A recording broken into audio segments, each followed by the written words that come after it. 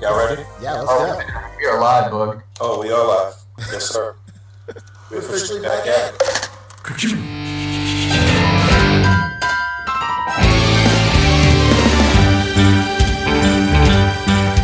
It's a rare condition, this day and age, to read any good news on a newspaper page. The love and tradition of the grand design. Some people say it's even harder to find.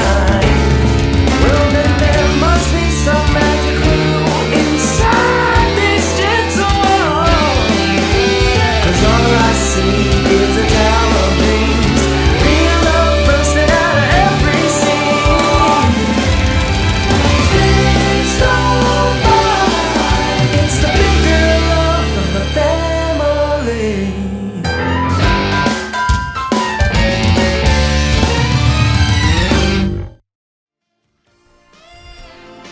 The Articulated Comic Book Art Podcast is recorded in front of a live virtual audience and is funded in part by viewers like you. Thank you.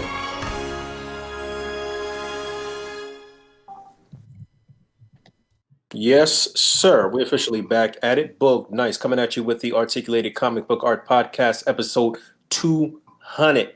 I'm your host, Boog Nice. Got my boys with me. Fabster, Pancheesy, Rick Dom will be joining us shortly. How you guys doing this evening? Fantastic. Oh, hey, what up?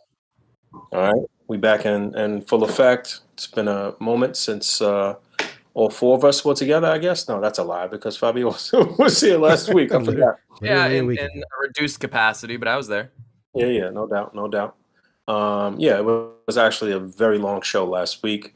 I don't know that this is going to be a very long show. It is episode 200. It is a joyous occasion, but we have things kind of spread out over the next couple shows as far as the celebration goes. So I think we're just going to kind of get into some light news and maybe do a bunch of community stuff tonight and announce some things that we want to have in the very, very near future, like the next show. But am I right about that, P? Yeah, we'll do some stuff. We're gonna bring Collins back tonight. I don't know, just a reflection of 200 episodes of this fantastic show, I guess. later on in the night, Colin, with your favorite podcast moment or just whatever you want to do. Q&As. We'll just hang out. We'll chill. You know. It's calling in. Time to be in the A.C.B.A. Discord because that's where we'll take the call-ins from, right? Absolutely. And Yeah. link in the It's gonna be description for the A.C.B.A. a little Discord. AMA, I guess, in the after show, right? A little AMA. Yeah, why not? We'll do a little bit of this, a little bit of that. Just a super chill show. Just hanging out with the community. I think it'll be cool. We Okay. need a chill show because it's been a busy week basically just returning to reality after the craziness of Comic-Con. There's a little bit of an acclimation period, so Oh, for I've sure. been I couldn't even fully relax this week either because I was just still putting out coverage and editing and videos and content and stuff up on my channel. So it's just been I feel like I can finally relax after this week. You know what I mean?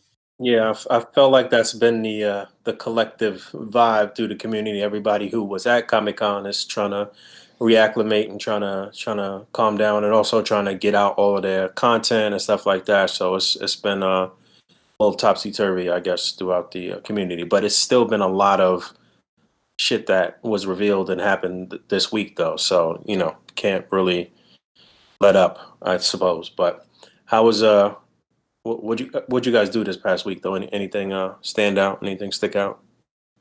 Any funny shit we want to talk about? Good Uh, question. No, the way I get treated in my job is a joke, but I mean that's about Mhm. it, huh? My mom flew in, so that's pretty tight. My mom's here, Oh, that's right. You Yeah. did say that. hanging out. It's pretty cool. Impromptu trips to Big Lots. Yes, I don't know. Of course. Moms Is love she Big Lots. I'm a punch. is she in awe with your collection, seeing it up close again? You know how Filipino moms are. She's the furthest thing from in awe.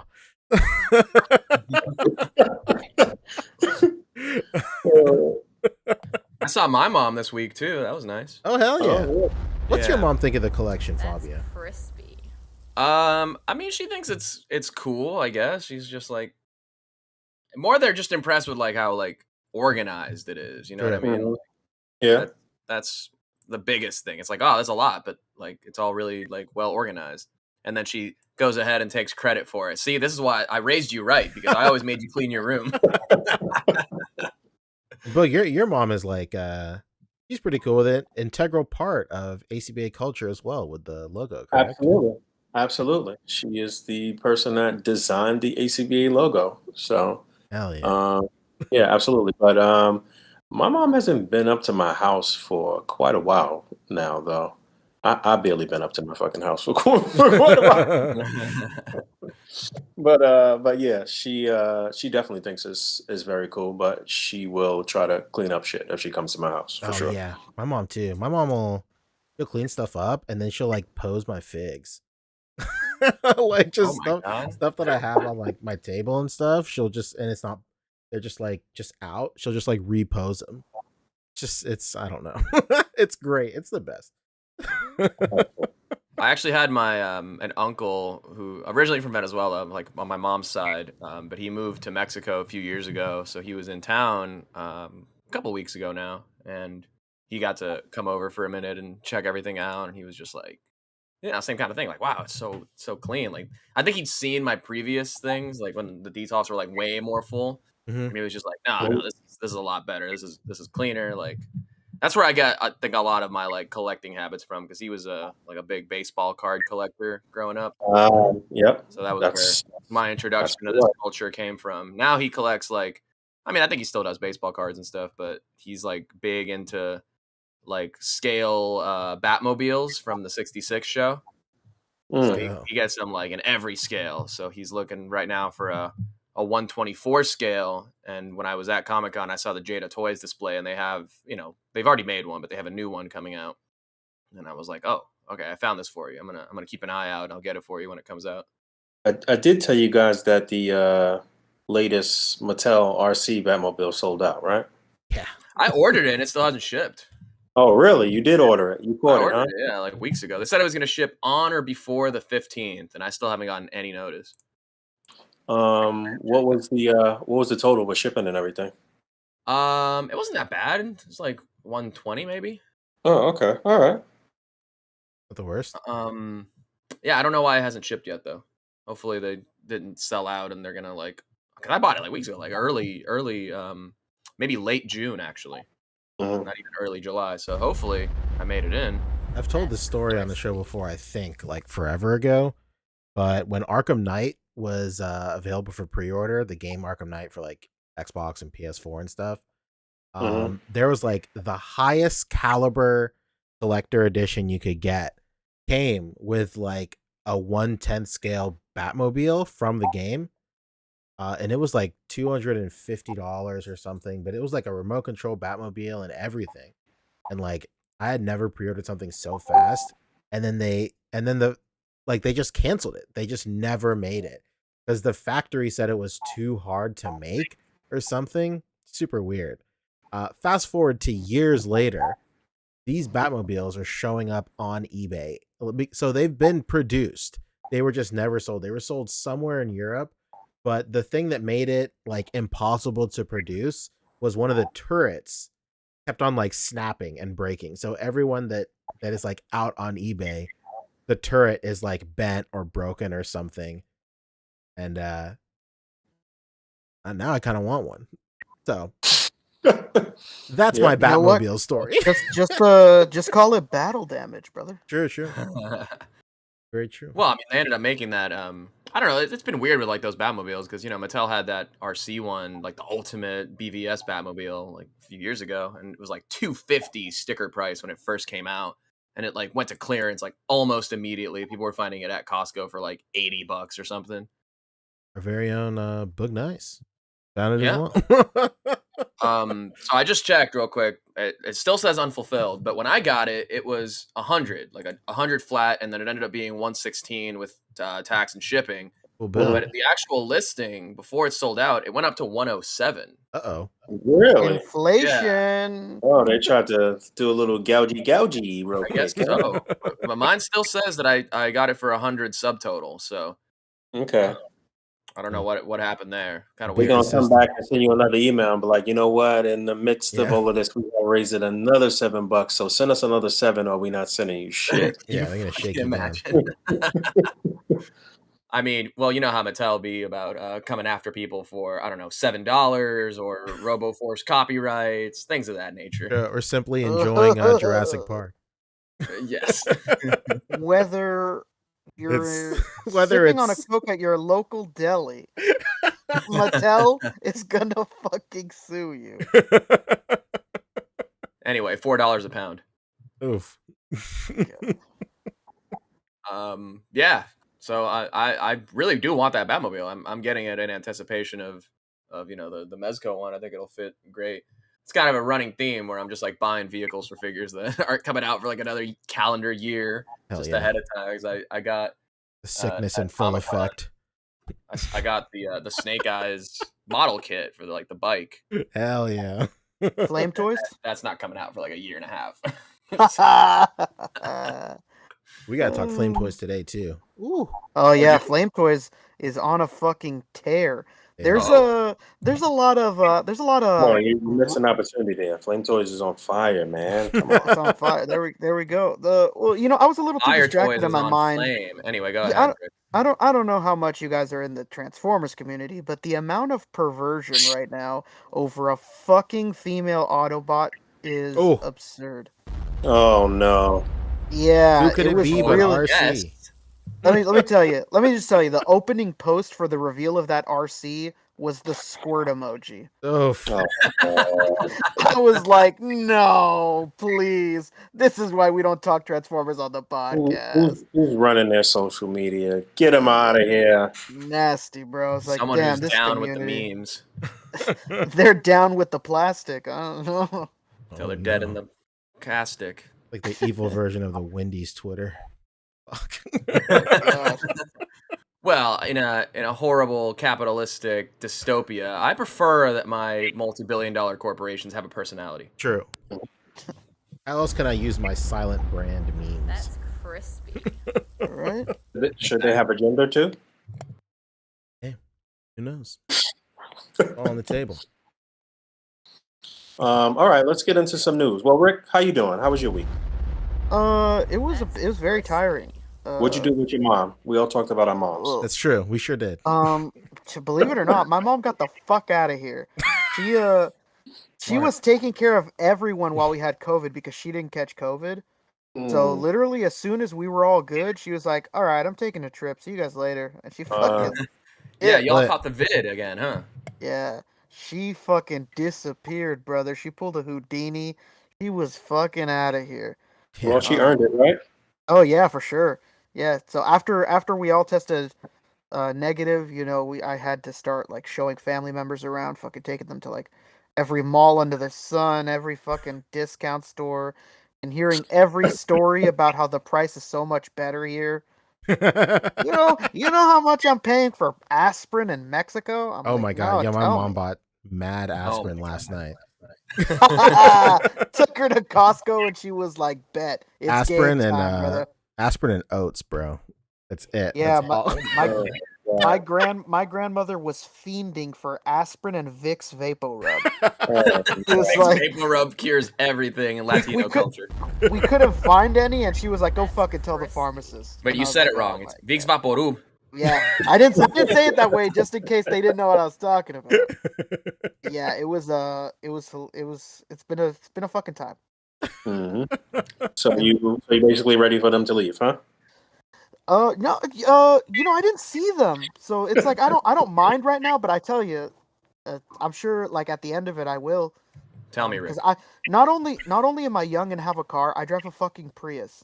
So everybody's like, "Oh, this motherfucker has a Prius, so he's driving everyone everywhere. Oof. He's saving gas. Like he's that's driving cool. everyone every fucking place." Okay. That's well, what I get. An eventful week with our family. That's great. Yeah. I'm also speaking of the vid. I'm like, I tested when I got back, and I'm so surprised I didn't get anything from Comic-Con. Yeah, I forgot about that. Right. Dude, Yeah. I'm like surprised. I was listening to what show? The Sam Roberts like a radio show in the morning, and he hosted the Mattel WWE panel when I was there, and he was saying he had to like remote in because he got COVID at Comic-Con, and he was there for like, Of course. like Wednesday, Thursday, and then left Friday morning or like Thursday I night. feel like there would be a lot of spitting at a WWE Comic-Con event. I don't know. Oh I God. don't can you know. He was imagine? behind the podium. He was with the wrestlers. He probably, horribly infected the Undertaker. I don't know, but it's just like, dang. Like I mean, you were supposed to be masked up inside, and you had to do like the vax check or at least like a negative test, and they give you a wristband and stuff. But I'm like, I'm chilling. I've been great. I mean, I tested anyway, and I test for work. I tested for work today, and again on Sunday I'll be testing. So like, I should be in the clear. Kind of like super Mamma surprised. mia. Well, you was This immune definitely hanging baby. out with a lot of Those people. Flintstones vitamin I crushed up and snorted before each night of the con. Really. Hogan told you, man. He told us right. Shout out to Fred Flintstone. Shout out to Barney Rubble, more importantly. Big shout out to Barney. The Rub Man. Shout out to him. The rub man. All right, what we want to talk about in terms of news? There's really not much on the docket. There's SHF, Hasbro, Mezco, miscellaneous, whatever. Yeah, I can't believe that last week I just realized yesterday, like, we didn't talk at all about the G.I. Joe reveals. Did we not? Damn. No. I guess we forgot. We Yeah, did. There's a it- lot. The No, I panel, feel like yeah, we did. we didn't talk about it. I mean, Not at all. Oh, I feel like we did. There was a Whoa, lot. I'm not surprised it fell through the cracks because it was a lot going on. Yeah, there's this world Uh, event called. I didn't even get to see Storm Collectibles until like my last day there. Like it's way far away in the other side of the con, first of all. But Yeah, I it's just so didn't get- funny. They're like at Well, the complete end of the con. yeah, On the other side it's where like the everyone's first not. booth when you walk in, like the farthest to the right, like closest to Yeah. the Marriott door. None of you dudes are collecting any of the Hasbro G.I. Joe stuff, right? No, Oh, but I yeah, sure love looking at them. I Rick do. does. I do. Oh, okay. So you pre-ordered Slaughter? Of course you did, right? Yeah, absolutely. We did. Alright, We did yeah. talk Slaughter. That's right. We did. That's My it. friend, Yeah, we only my talk friend about the Travis from A exclusives, Toy Kind of Mood, actually, who he and I went to Comic-Con together. I forget how. I think he went to the G.I. Joe panel from Hasbro, and he like had a question in the Q&A or something, and they gave him the Stalker, which isn't even out yet. Won't be What out the for a fuck? while. Whoa, what the fuck? That's a Yeah, a Oh, ton my of people got like great Well, you early know freebies. what? They were doing that in the Marvel Legends event too. At Oh, the yeah, end, they were. gave away a couple things. So, Yeah, they gave away a few things, like some stuff that's like sold out, but some of the newer stuff they gave away more in like the actual Hasbro booth. There's like on the show floor, there's like a little stage that they were doing the presentations. The one where I showed up on that live stream, unbeknownst to me. And after that, they were they had a little spread of things that they would be giving out, and then if they had stuff left over, they would just call like kids over and just give them whatever was left over. That's nice. There were some good kids who know value that would pick the Hellfire Club set. Oh, Travis also got the She-Hulk figure too. Oh, cool. Whoa. Yeah, a couple of early little sample skis there, or production piece. I don't know, but anyway, he might have a review up soon. Beautiful not to. The She-Hulk from the Ultron Yep, wave, really? Oh, okay. you got it. I saw Dan Hu. I saw Dan Hu got the Beast early from Hasbro. I think it's a review up on his channel. The Beast. Yeah, I that saw the comparison picture, and it looked really good. They painted the nails, the blue like shading around the eyes is really nice. It looks really good. I think I'm gonna be getting it. You're getting it just because there's a coat, Fabio. Oh, there is a soft goods code, and I do like that. I got to hold the coat in person. It was awesome. That's true. Got the picture to prove it. Oh yeah. That was easily one of my favorite moments of the whole show. It was incredible. They said, "Where's that guy that's really obsessed with fabric?" And he's like, "Me, I'm here, baby." Hey man, don't let your memes be dreams. Exactly, man. You're fucking living. It's real life now, brother bear. Come on. It's canon. These Canon. memes are canon. Anyway, we got super chats to catch up on, and then we should get into top Please. picks. Yeah, for sure. If you want to start screen sharing, let's do SHF first. There's 2 reveals from SHF that are worth talking about. I guess just pull up Amashi, maybe. We'll Not, figure it like, out. While you if do not that, Lago or Dallas will have it. If not, oh yeah. All right, while you do that, let's catch up on some super chats. Very generous super chats from our amazing viewers right now. First and foremost, Kevin Johnson hit us with 20 at the beginning of the show. Shout out to the A.C.B.A squad and congrats on 200 stupendous episodes. Each episode is a dime piece, so y'all get 20. So y'all get 20 piece. Hell yeah, dude. oh, Dude, thank you. damn. Hey, big shout out to KJ. All right, he was the one who had me, who gave me the assist on the Hasbro interview because I didn't even know he was going to be there at the con. You know, he and I know each other here locally, Mhm. and I was like, I told the story on my stream already, but I was on my way to the bathroom before I had the interview with Hasbro. Get lost. And I see him there just hanging out, and I was like, "Oh shit, dude, what's up? You know, I got the Hasbro interview. Can you help me out real quick?" So yeah, he held the camera. He let me read the questions off his phone and stuff. So tremendous assist from KJ. What was Y'all saw that plan? interview, What was plan A? man. There was none. Okay. I was like, let me go to the bathroom and figure this out because I had to use my phone to record the video. Yeah. And if I hadn't seen him, I would have just maybe like asked somebody at the booth. I don't know. Nothing like an assisted deuce. Thank Yeah. you, Kevin. A deuce for the deuce. You're something else, man. You know what we're gonna That's do it. with that $20? We're gonna buy the limited time only Spicy McNugs 20 piece. What? Are they back? They're back, baby. Oh my Let's god. go. Okay, let me open up my McDonald's app, see how many points I got real quick. I got 6,000. Oh, baby. What? I'm saving up. I'm saving up. Oh my god. Are those the wedding points, or what are we talking? I don't know. I think the Those wedding points points have from the wedding. expired. Definitely got So my you do the points same worth. with McDonald's points like I do with Mezco points.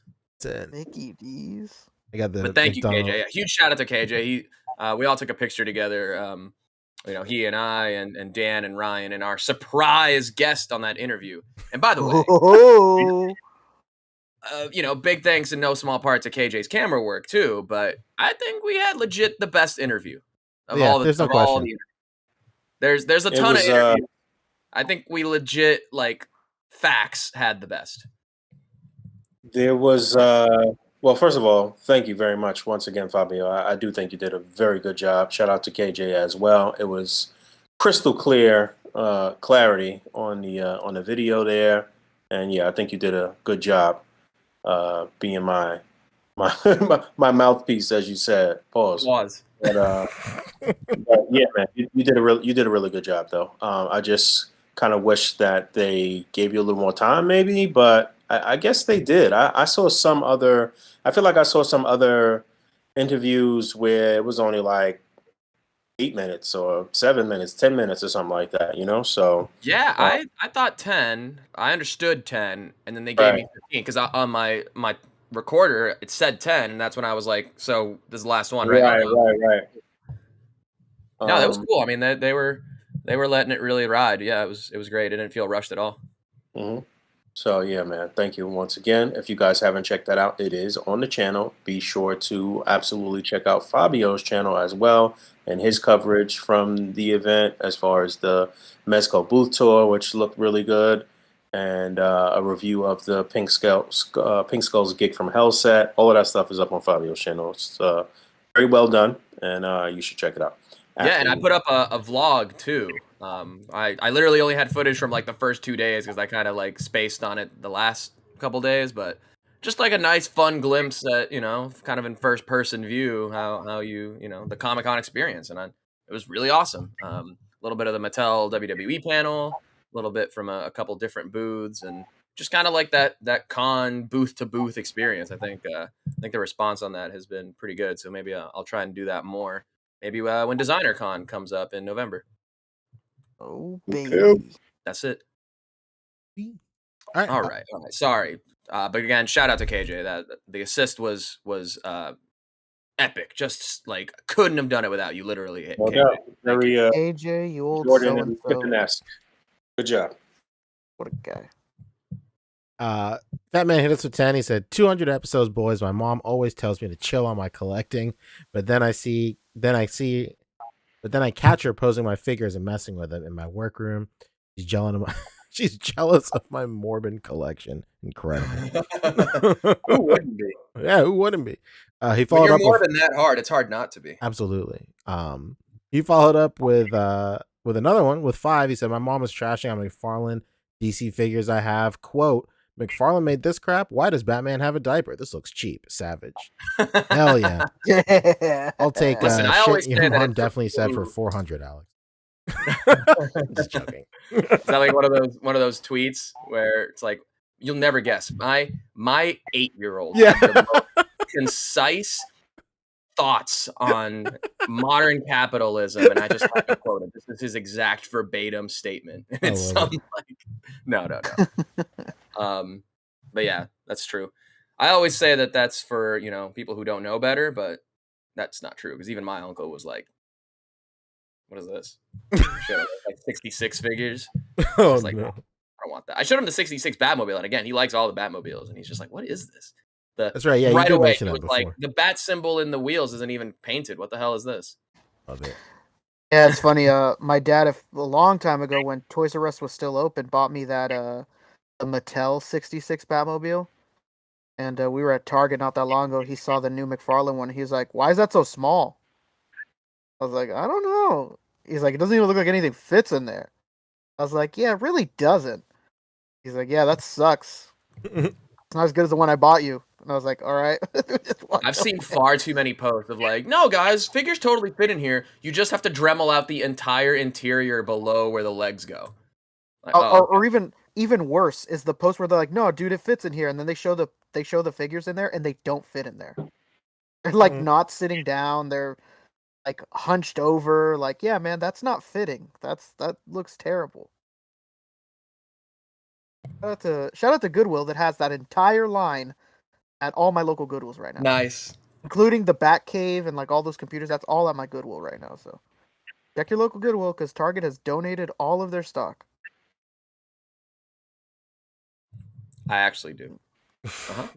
Love John to Papa see it. Sergio hit us with 20. He said, this crazy ass weather has been hot and humid lately. Here's something for ice cream. Hell yeah. Thank you, JP. I really thought he was going to quote Seinfeld on that one. Here's something a little hot and heavy. It literally is so hot. I'm completely wearing the wrong shirt because this. While I love this Akira Joe collaboration shirt that we got here, this vinyl graphic right here is ensuring that all of my sweat is getting trapped into the back of this shirt. I cannot lean back in this chair, or I will just have a river flowing down my spine. Fabio's back is currently getting fucking juiced. Oh yeah, completely juiced. I had to tie the hair up because I need a little air on my neck here. I hear you, brother. It's tough out here for us long-haired freaky people. Yeah, thanks, John. Bo Biggs hit us with 20 with 200s. Thank you, brother. Whoa, Hell yeah. Oh, big 200s. Thank you, Bo Big. I am Micah hit us with 20 thank as you, well. bro. Thank you. Oh shit! With no message, just all right, dude. Well, thank you. Micah, a lot of people giving us the dubbies, huh? Whoa! Thank you, Micah. Appreciate it. And then rounding it up, Blake Min hit us with, did I miss the part where Rick and Pongeezy teabag slam dunk on us Hasbro fans' faces with SHF unmasked No Way Home? Oh, it's happening. Oh, we will get into the teabagging very soon, I think. This ain't Fortnite or Valorant or whatever where you get banned from the server for teabagging. No, this is part of the gameplay. This is Halo 1 Blood Gulch, baby. What was that? You guys remember that one game? It was a few years ago, where it was so rampant with cheats, and their idea of fixing the cheats was putting the cheats all together in an online game, and then all the people that weren't cheating were in other games. What game was that? I can't remember. Yes, I do remember that, but I can't remember which game it was. Yeah, damn, I can't remember either. I can look it up. Oh, man, what a fucking time that was. I cannot remember, but it was hilarious. Why would we deal with cheats when we could just have them all play together? Apex Legends did that. Apex Legends. fucking That's what I'm Legends. thinking of. Yeah. Apex, and then Call of Duty Warzone did it too. Oh my god. And so did Fuck. Max Payne 3. Max Payne 3. Shout out to I Mark was just Wahlberg. talking about Max Payne a couple weeks ago on Instagram. I don't know if it was 3. I forgot which one it was. It was the one on Xbox, not. Was that 3 on Xbox with the? I was talking about the level where he went to the mob dude's house who was like a collector. Oh, that's probably Remember that? that's probably Max Payne 2? Maybe? It wasn't 3 for sure, but it was 1 or 2. I can't remember. Yeah, and the dude, like, you know, his line that he kept saying was, "What? I'm a collector." Like every time he went around something that was wild in his house. It's so fun. I remember in when Watch Dogs came out. So Watch Dogs, for those who don't know, was a game where you play as like a hacker, and you could hack into networks and basically just get everybody's like profile. You just like zoom in on them and it shows like all their shit. And there's like it's a lot like this. yeah, on the grid.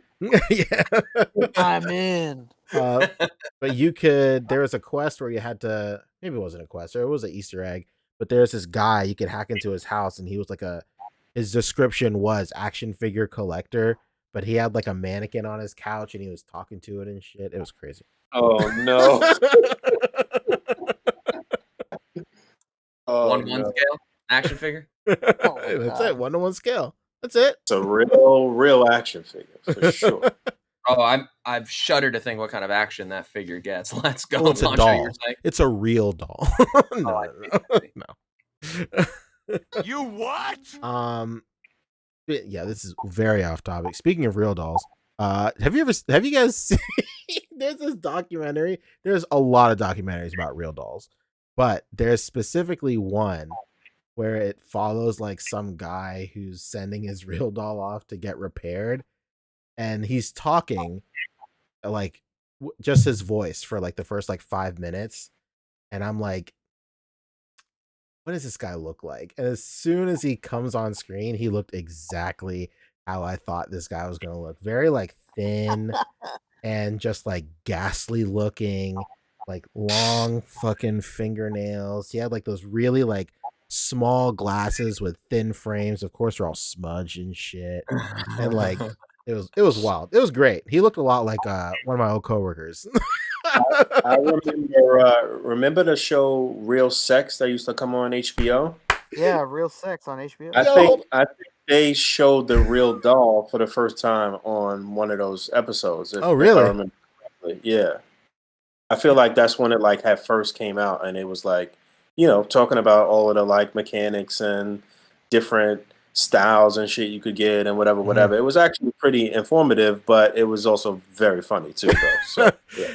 Yo, shout out to the man, the myth, Captain McKay. Always like the man. He said, Poncho, are you talking about Dave Cat? I'm absolutely talking about Dave Cat. Imagine a man named Dave Cat. And that's exactly. That was the dude's name? Yeah, Dave Cat. Like, it was. My God. He said his real doll got repaired and the man wept. He was weeping when like he had her packed up in like a I don't know, a 4x8 crate.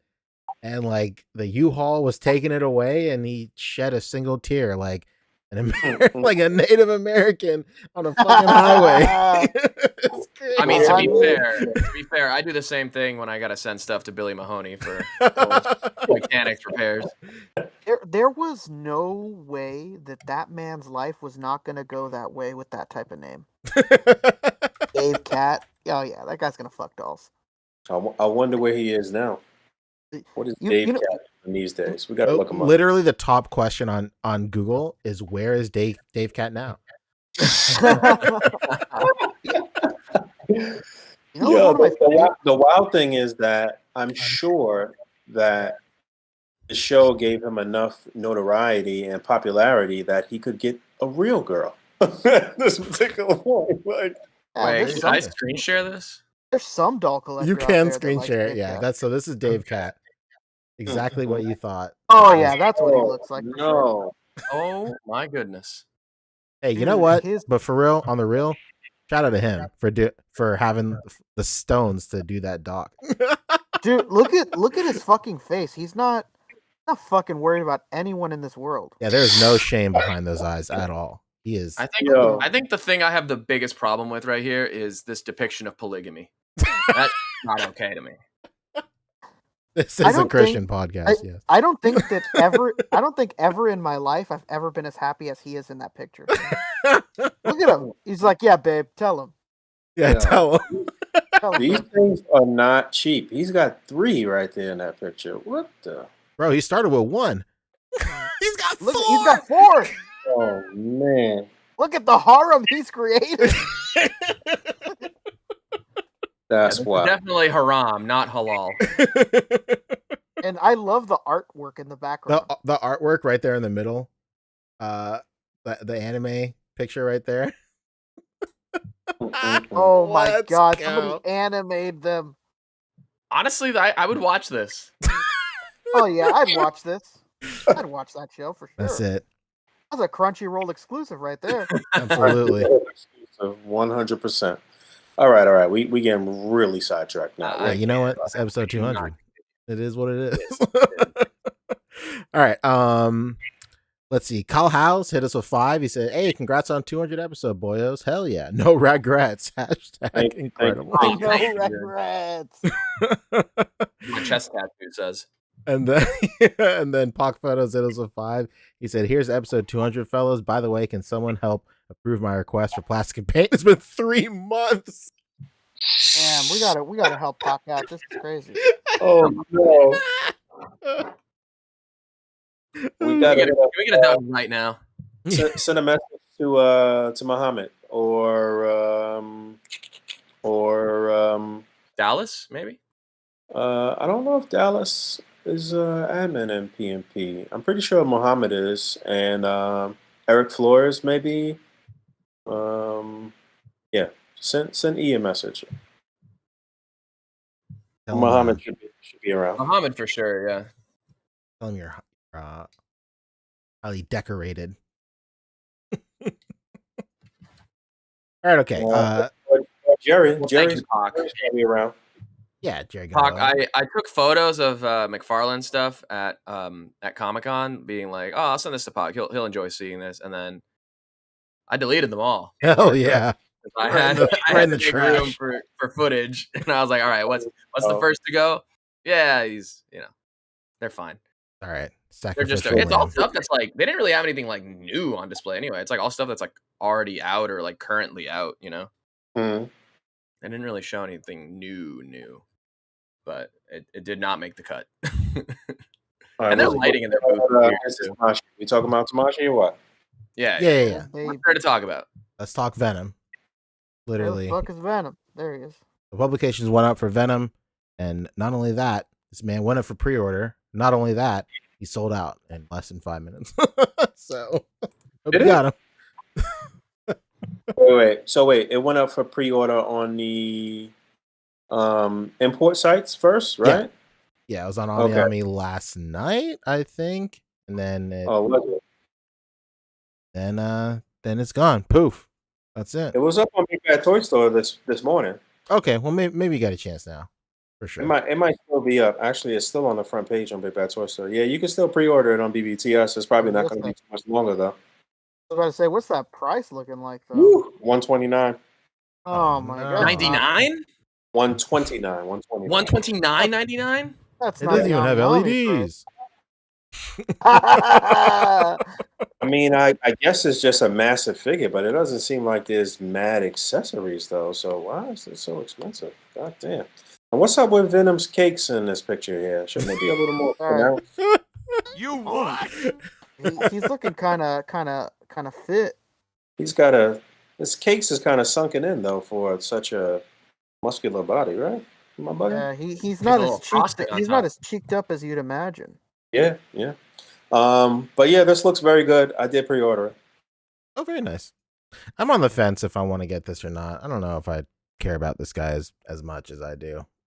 I No, I'm mean, I'm the same way. I'm the same way. I don't I know if I'm gonna. really do like the Marvel Legends version. So one that's just a bit more articulated than that. Yeah, That's still probably about the same size. You know, I'm kind of on board for that.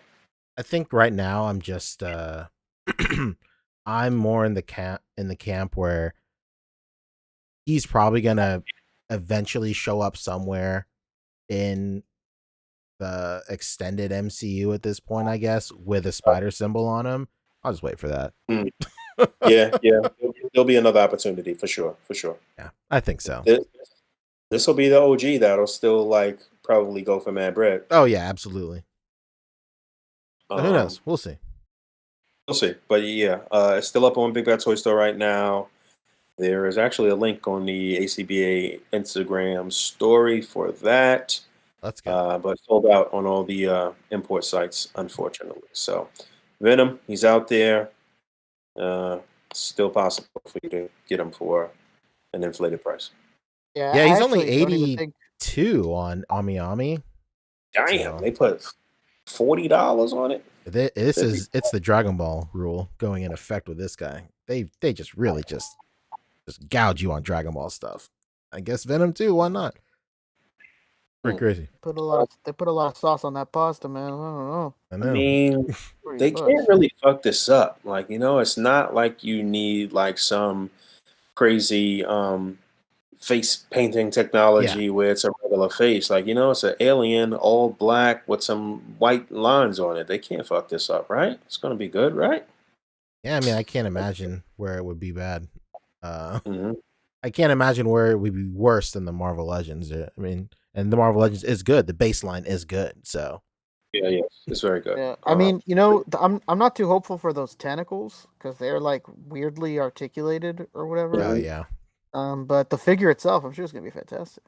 Yeah, and I'd like to, I'm interested to get them stacked up next to a SHF Spidey of some sort. oh for sure. See how those look together. He should tower. Let's see. Do they have the? Well, Yeah. the carnage is supposed to be bigger, so that'll actually tower. 7.5 inches tall. Okay, It is. how tall is the Legends version?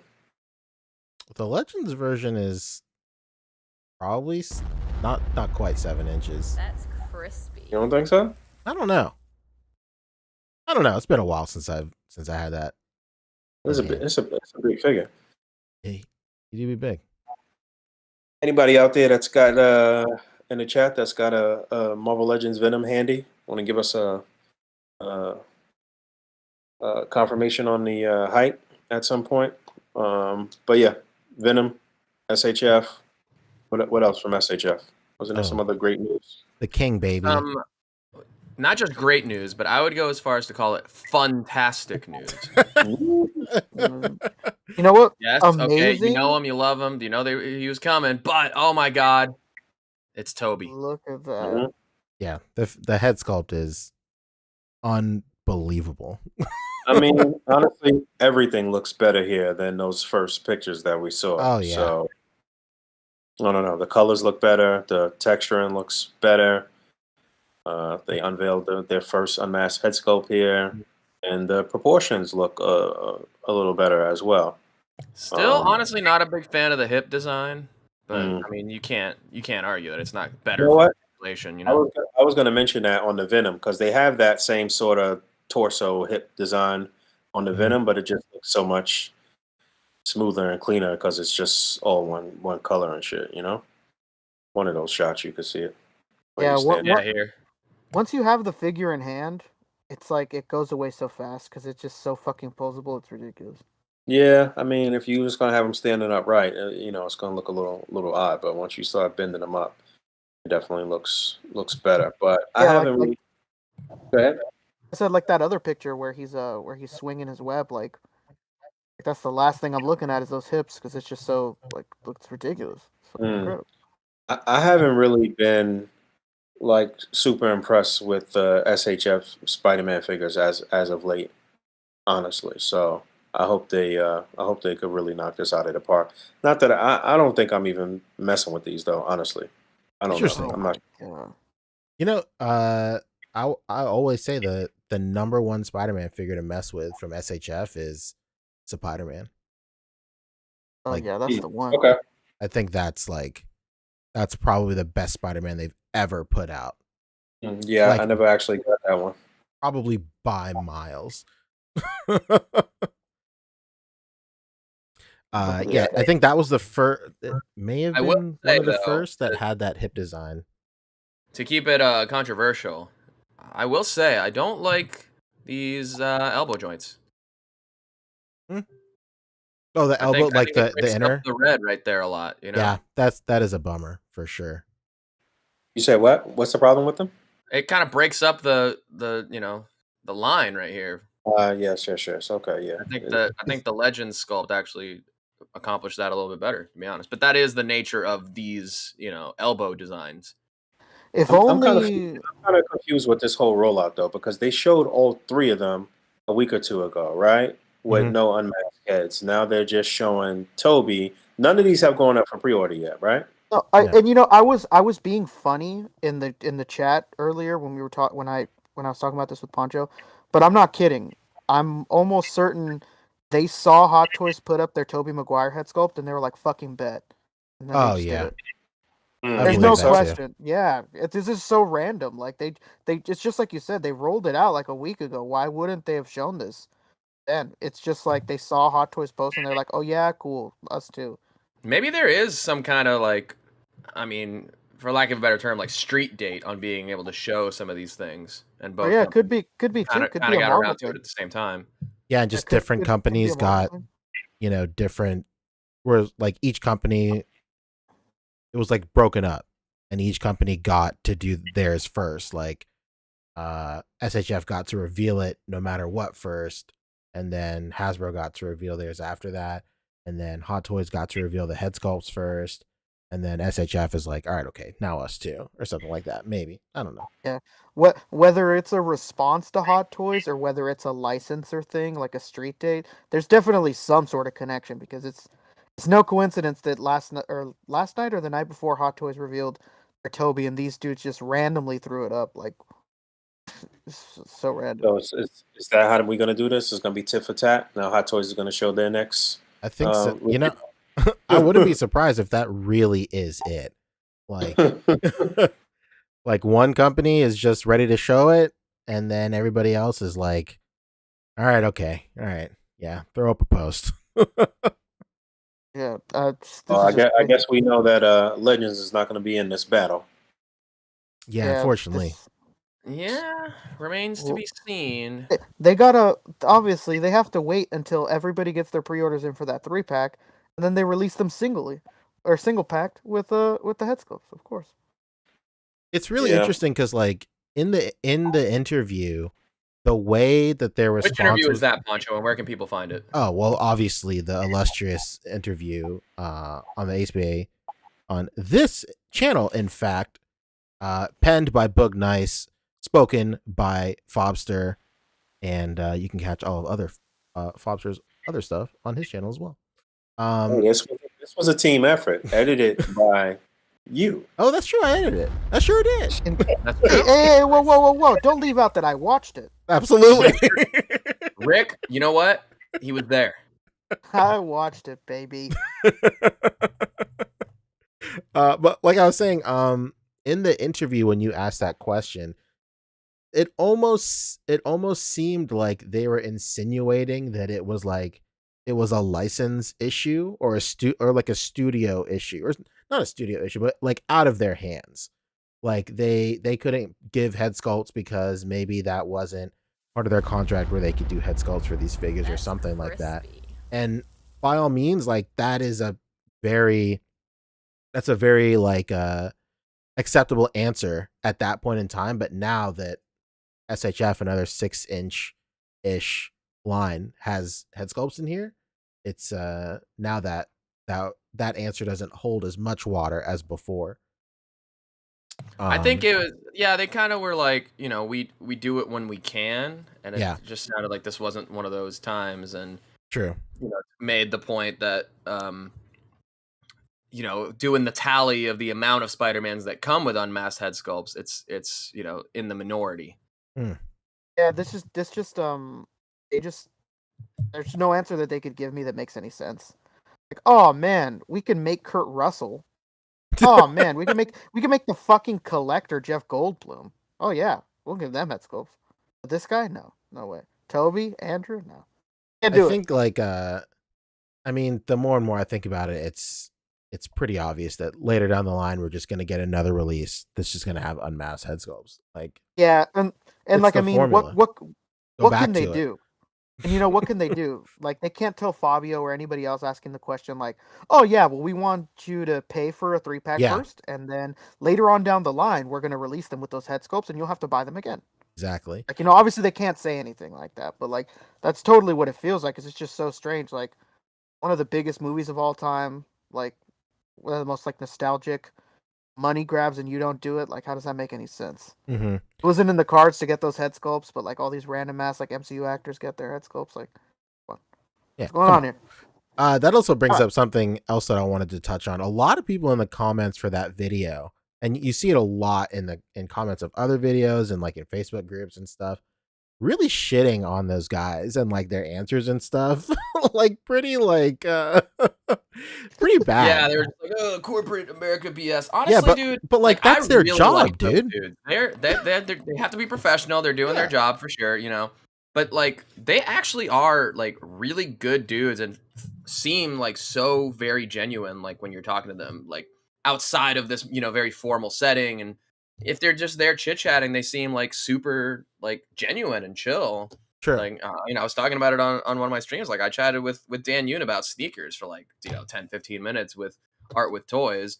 And Ryan is like super engaging in person too. Or not, I don't know if that's the word, but more like he really feels like he's like paying attention to you a lot when you speak to him in person. Like he maintains like really good eye contact. He always waits for you to like finish speaking before he like jumps in with his point and stuff. Like he really seems like he is listening to you. You know what I mean? Yeah, and we've said it here before. Criticisms aside, like, don't get it twisted. We here on this podcast, we understand that most of the time these guys don't make those decisions. Oh, for These sure. price hikes, what head sculpts they can include with what their budget allows. Like, at the end of the day, we know it's not their choice. Like, as much shit as we give Hasbro. Yeah, go ahead, Rick. I'm sorry. As much shit as we give Hasbro, the shit that we're giving is not to the team. Like, nothing, like any of the tough time that we give any of these people, like it or the company, it is not towards the people. It is towards the company itself. Todd is very different, obviously. People hear us talk about Todd, and it's because that dude actually does make every decision for that company. It's literally his. It's a very different situation. We do not behold these men to the same standards to somebody that has complete control of their own company. And not to mention that the Legends team has pretty much set the standard for the relationships between those type of teams and us and the collectors and the influencers and shit like that. So like they have been super influential in opening their arms and opening the doors for us to even have these dialogues and like do this shit. So like, we got to give them love and respect in that regard alone. But that doesn't mean that we're gonna like kiss their ass and shit or like not say when something is not right. But like Rick is saying, it's not, they workers at the end of the day. They're not the fucking like shareholders, the big shareholders of the company and shit making all of the big decisions. They have a set standard or a set of guidelines to follow each quarter, and they got to try to get it done. Like he was saying in the interview, like Bone Breaker was a lot of pieces and this and that, so we had to make a decision. And like, I know I see a lot of people saying some of those responses is bullshit, but again, they doing what they can with whatever budget they have for that quarter. So it is what it is. You guys reminded me about something else. I was going to say something else too. I forgot. Real quick, speaking of the interview, Bean is asking. I had Jesse Falcon right there. Did I ask him if he saw my Facebook friend request? And yes, I did. he absolutely told him. Yeah, dude. Right after I slipped him, one of my awesome business cards there. Let's go. After the interview, great. And he's just like, "Oh man, you know what? That's awesome." Well, first of all, he's like, "Oh, whoa, you're a handsome guy." Hell yeah. And then he was like, "Send me a friend request too on Facebook." And I'm just like, "You know what? I already did. You should accept it." Oh man, you should I have been just like, checked. We yeah. have 37 mutual friends, so I hope he does. You should have told him, yeah, bud. You might have seen me in a little production called Boba Fett. Guy exiting the ship that looks like he's the focus of the damn scene, brother. Ever heard of him? Incredible. Yeah, that'd be really cool. I mean, I actually know his brother too because he runs a sound production studio here in town. That's fantastic.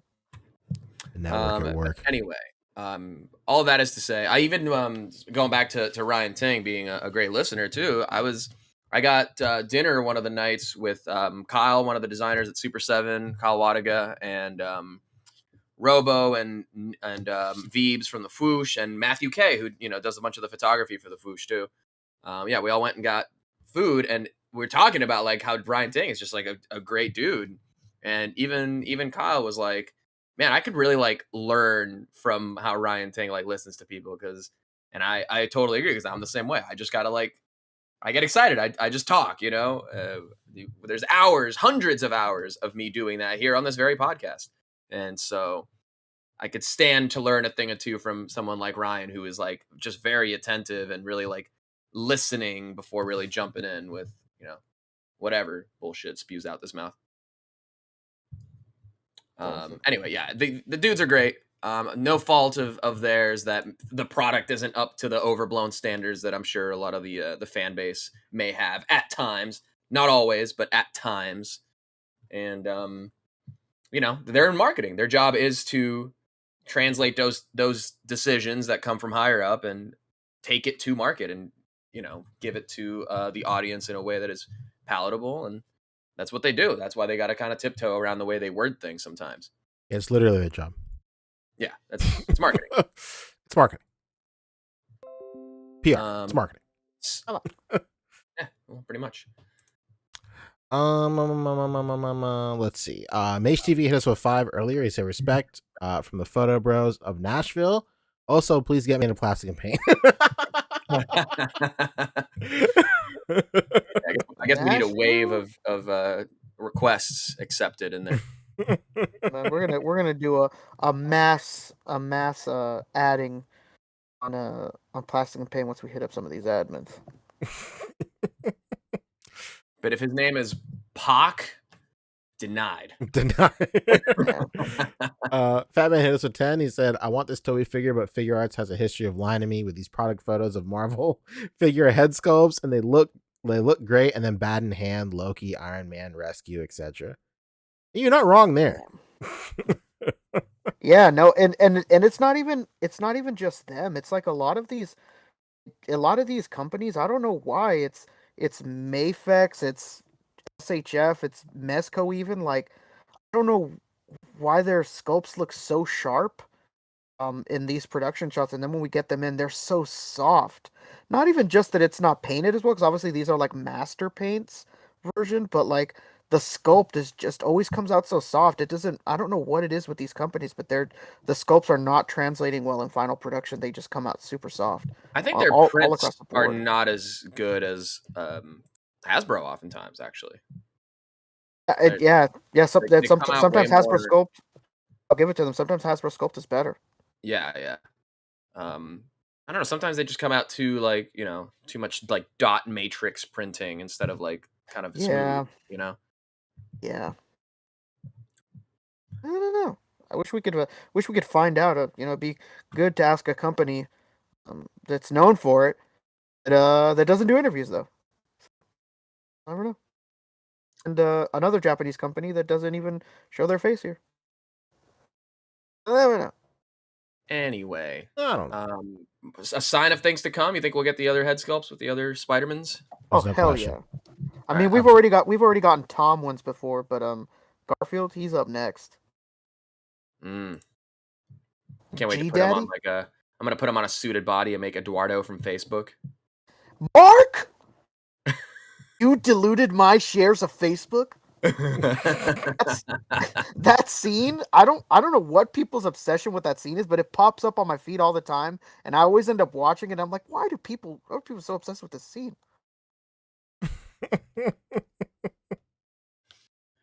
Anything else from SHF? That's it. We can move on to Hasbro stuff real quick. Oh, right. A.C.B.A. Lightspeed in chat says, I asked Poncho forever ago to get me in a PMP LMAO. I went the distance, brother. I sent a PM, a personal message to one of the admins. Not my fault I didn't read it. We do what we can. Should I pull up the G.I. Joe recap? Yeah. Let me tell you something, brother. There's a reason that none of us that are sitting here are admins of PNP. Because if we were, the ad spree would be unreal. I'm not even a member. I have to request Yeah, too. Fabio's not even there. So that gives you any That's idea. true. Too many dads. But one It's all last dads. one last All the thing to time. bring up about SHF is the Dragon Ball exclusives are up on P Bandai. They went up, they sold out, and I guess they're up again. So hell yeah. Yeah, the pre-orders, they're not going to ship until January. No, it's later than that, right? March. It's March of 2023. 2023. 9 months. Which is, I mean, Absolutely. like, that sucks. But at least you'll get it. That's bonkers. There's also another special listing where you could pick it up at C2E2, which is a convention in Chicago. My heart goes out to inevitably the huge number of people who pre-ordered that thinking that they could get it early, but they have no plans and did not read anything about it being a pickup only at C2E2. So, oh my god, I'm sorry. catch a flight. That's true. Book a little Spirit. Book a little Spirit quickie. Whenever someone mentions Spirit Airlines, I always think of like there's this viral video of like this guy going off on I think like a Delta employee or something, some like more mainstream airline employee. They were going off on this dude. This guy was clapping back immediately just as well. And at the very end, he goes, "If you want, I'm not interested in giving you like lackluster customer service. If you're interested in that, Spirit is down there." Or some shit like that. So great. Speaking of that, they were just bought out today by JetBlue, so ready for that service to be shitty. Wow. Really? Wait, no. Hold on. You said Spirit was bought out by JetBlue? Yes, sir. Just happened today. Oh my But god. why are you saying that it's going to be shitty? Wouldn't it be a little better? JetBlue sucks. It's the same employees. Yeah, JetBlue is not much better. I flew to New York last year to see you on JetBlue, and it was a nightmare. Oh, really? Damn. I mean, it was fine. It was just like It was about to get even worse. JetBlue buying Spirit could lead to 40% ticket inflation. Oh, okay. Damn. Spirit ain't the one. The first time that I flew on a plane in my adult life was on JetBlue when JetBlue had first, when it was like brand new. Like literally the plane that I was on was new, like smelled new, everything was new. It was brand new at the time. It was great. I don't know if I told you this story, but when I was due to fly back, first of all, my flight got delayed because there was those hurricanes rolling through the East Coast at that point. And actually, David Walton was coming back from the Dominican Republic, and his flight I remember got that. delayed. You remember this? Yeah. And I was supposed to get on the plane that he was deboarding, but because his plane was late, I had to miss my next connection, so I had to get a flight like the next day or whatever. So when I got to my flight, and it was actually, I was actually going to board, they had us there. delayed for like 3 hours because the plane needed like maintenance. So we were there ready to board, and the plane wouldn't like take off, or we were just sitting there. And who was on that flight if not Anthony Anderson from I think Blackish now? Interesting. Yeah. Yeah, and he was like mad, like big mad, like arguing with the lady at the counter because the flight was delayed for 3 hours for maintenance. That he like, I think he like just went and booked another flight that was leaving like right away. He just left out of there in a huff. I didn't even get to stop him and take a picture because I feel like it would have upset him further. Hey Anthony, I know you're in a bad mood right now, but can we get a pic? That's Can you get a selfie? Suck your House hit juke, us brother. with House hit us with 5. JetBlue is the kind of airline to say I need to tip the chef after getting a bag of peanuts and a flat ginger ale. Oh my god. Flat ginger ale. No, it's episode 200. What would it be without a tangent? Let's go. Okay, so let me tell you about this story. Happened a couple years ago.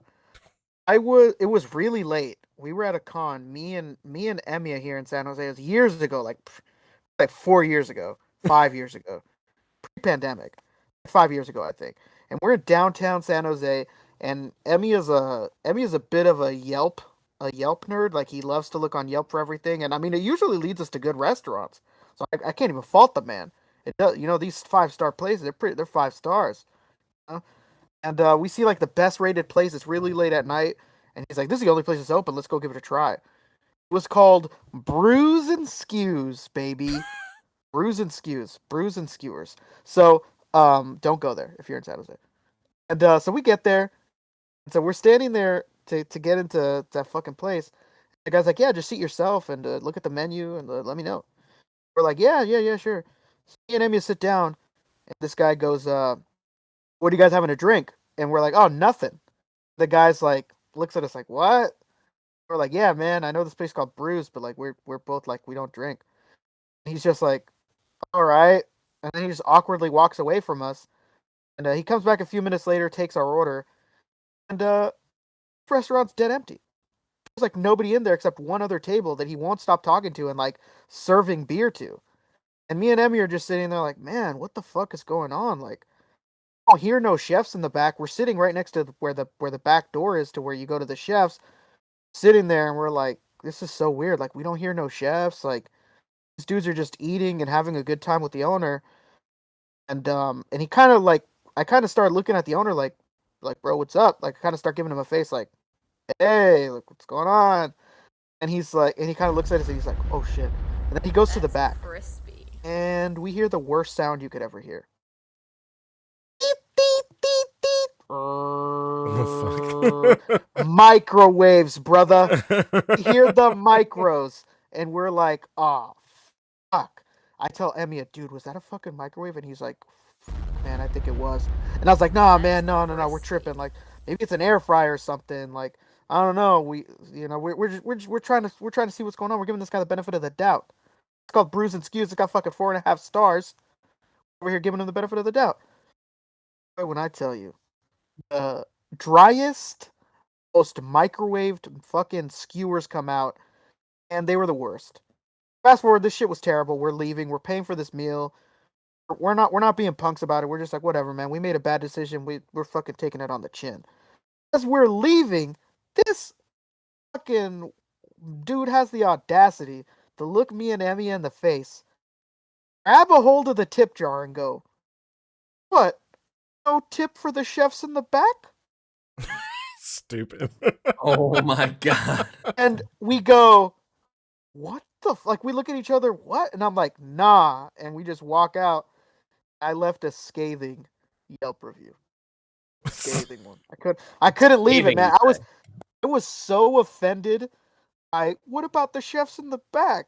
Like, bro, what chefs? Cuisinart? What are you Chef talking Mike, about, dude. man? The Oster Toaster back there? What the fuck? It was crazy. So you guys were bringing up tips. It just reminded me of the guy like, "No tip for the chefs in the back." Ah, man, you mean you in that microwave? I hear Black and Decker. That's Sorry for the incredible. tangent. I'm so glad we did that. I'm glad. Well, I'm glad. No, we had to get it out. If there's any episode that we're gonna, air our grievances on Yeah. the modern American flight experience. This is it. 100th episode. We're going 200 minutes. Oh no! Don't threaten the audience with a good time, Rick. Real quick, C Young hit us with 2. Said, y'all hear about the Talker Art and Dan incident? No. Oh, what is this? No, I'm literally. I just had to go through and be like, "Who the heck is Talker Art?" I wasn't gonna say shit, but since you brought it up, That's okay. Here we go. you pulled my arm. Is that the song? Is that how it goes? You did Yeah, I it. was You ruffled my jimmies. actually in your video, he was in the front row with Russ, and Russ had told him to shut the fuck up or some shit. Oh Really? Yeah, it's in the video. In the interview? Not the interview. I'm sorry. At the panel. Oh. In the first half of the panel, if I'm not mistaken, Okay, you I'm can gonna go back and check. see Russ and Talker Art sitting with each other, in the front, like almost in the front row, or whatever the case may be. But I've talked about this on the podcast before. I talked about this like months ago about how that's kind of Talker Art's like shtick, like to be like real abrasive and offensive and outlandish, and I don't know. He's that's Offensive? he's on. In his reviews, like some people in the comment section will say, "Oh, he's telling it like it is. I love it. Whatever, whatever." I find it completely rude and disrespectful. But one time in particular, or maybe a few times in particular, he had like said some wild shit about Dan and Ryan, and it was like racially motivated. Like he was just like these fucking Asians or some shit like that. Like it was just. I said that. I said this on the show. I was like, "Yo, if I was Dan or Ryan, there wouldn't be no talking. Like we would have to throw hands when I see this guy. Like because I was also talking about the fact that he had been making some comments on my videos, like I don't know, trying to like be edgy and taunt me and shit like that. And we had went back and forth a few times in the comment section of a couple of my videos or whatever the case may be. And that's why I had brought up the whole situation about Dan and whatever. Matter of fact, it was when he had reviewed the Valaverse figures actually. And I think that was like my first time actually getting an in-hand look at the figures. So I watched the entire video, but he was in rare form in that particular video, and that was I do believe that was the same video where he had said some shit about Dan and Ryan or whatever the case may be. So fast forward to this past weekend, and I'm pretty sure that Dan approached him and like called him out on the shit and like confronted him about the shit. So yeah. No, I'm Dan. He's Ryan. I hope he did something like that. That's awful. It's not even I'm pretty sure. I'm 100% sure that's what happened. I heard what happened, basically, or whatever. I don't know what the conversation was like. I do know that at the end of the conversation, it was all good, I guess. Cooler heads prevailed. I mean, it wasn't like I was expecting Dan to actually, like, beat him up in the booth or no shit like that. But he definitely,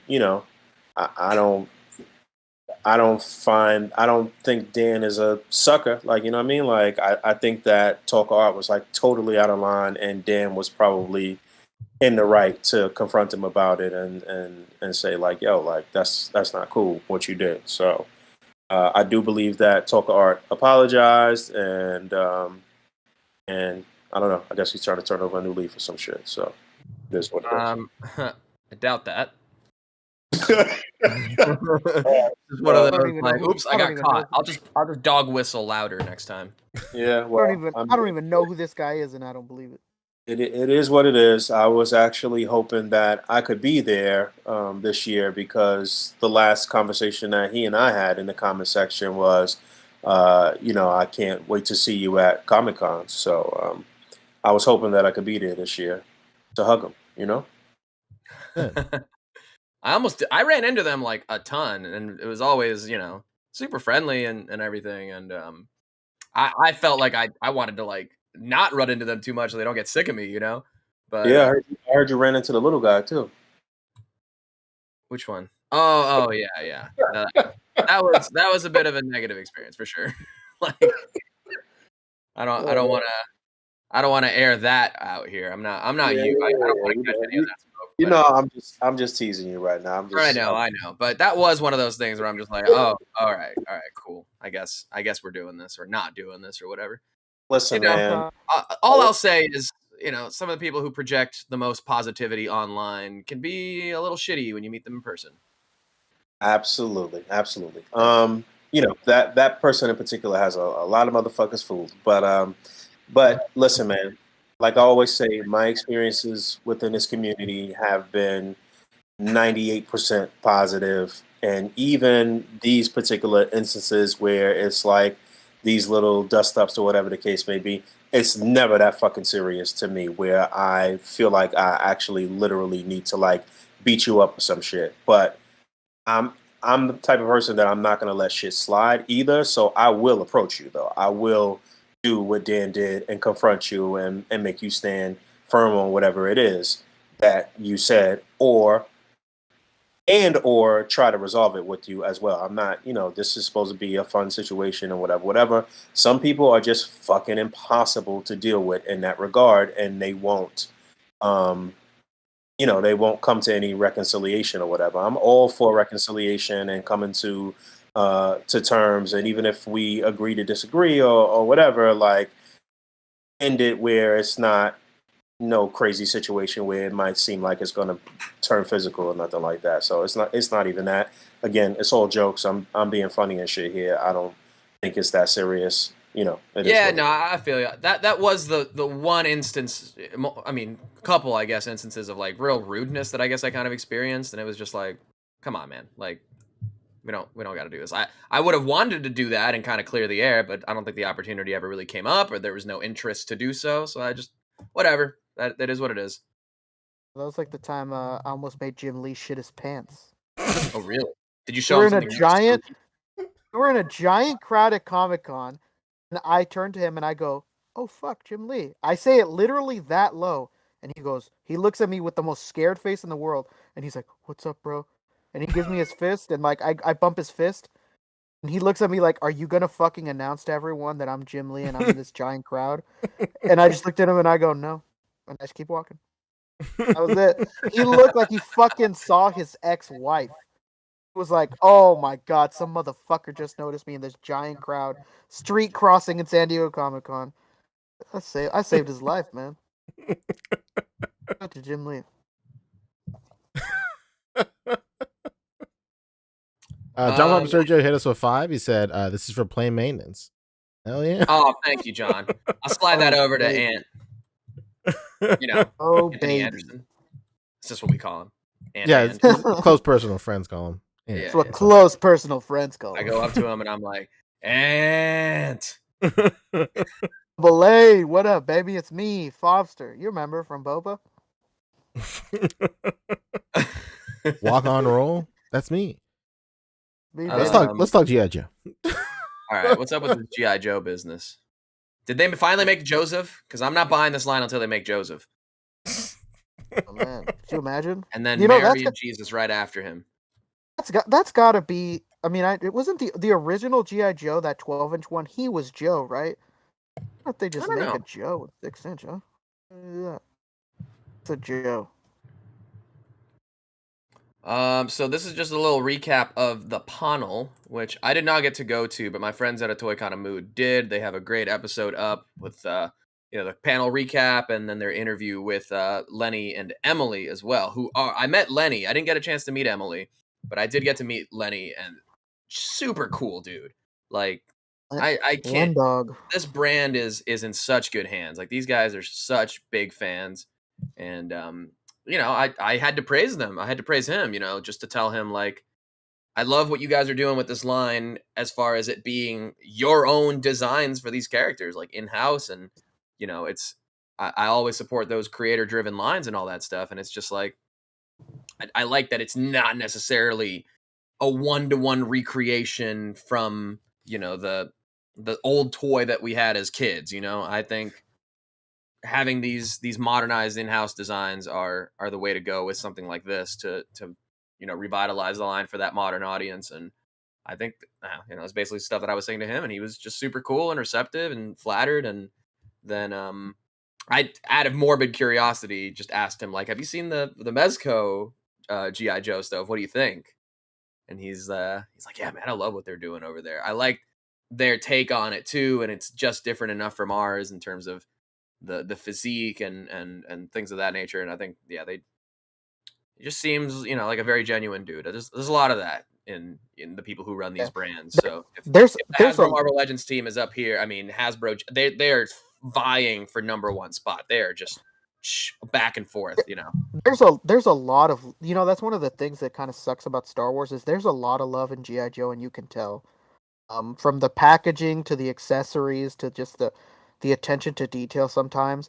And I wish that other brands under Hasbro had that same love and heart to it. Because honestly, a lot of times I look at what G.I. Joe is doing and I think to myself, like, yeah, this is worth $25.99. And some other lines under Hasbro have me questioning. But this one really never does, unless it's like some Snake Eyes repaint. I really don't ever think to myself, like, this isn't worth it. So as far as the panel, this is all. I mean, this is the #1 G.I. Joe podcast, obviously, right? So #1 G.I. Joe podcast. These are terrible images. Okay, there we go. Yeah, there we go. Jesus, yeah, they were really bad. Copperhead, we got a Copperhead up here. There he is. Yep. We got a retro card back Crimson Guard. Low light. In low light. All this shit is in low light. The lowest of lights. Better pictures. I think they did a full recap. I'm not sure. They did show Serpentor. They revealed it at the panel, and they actually showed it at the booth, and it's pretty damn cool. It's so on brand. Anybody that knows this character knows how stupid, funny, and like on point something like this fucking Cobra shit is. This character. He's so shiny and like Cobra-esque. He looks like a pharaoh. Anyway, this is very cool. Yeah, I love. It's a soft goods. Oh my god. Oh no. Yeah, that's a soft goods, baby. Oh my god. It's fucking soft. But yeah, the fact that they're just out the gate with pinless and everything. I mean, I love that. I think it was Emily, the lady that works for the lady that works on that brand. She posted a lot of the high res images, I think, on her Instagram, and I ripped them and I just sent them in the chat. Oh, okay. I'm almost certain she was the one that posted them on social. And okay, there we go. Yeah. That's look at that. Crispy. Whoa. Boom boom. Whoops. There it is. Look at that box. Impressive. So this is gonna be a PulseCon No, Dr. Mindbender went up as an exclusive during the show, and I think only Pulse Premium and people who had the QR code there got it.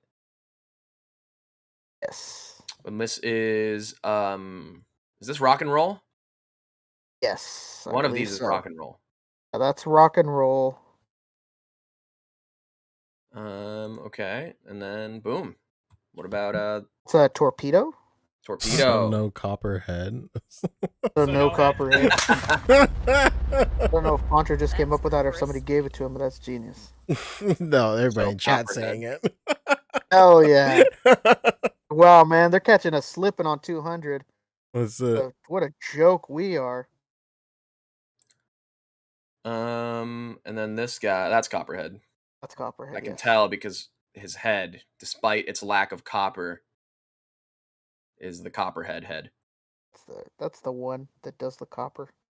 And look at that shipwreck. Fuck yeah, man! I feel like I've been fucking crying for this guy since the beginning of the line, but there's Big Daddy Shipwreck. Polly want a cracker?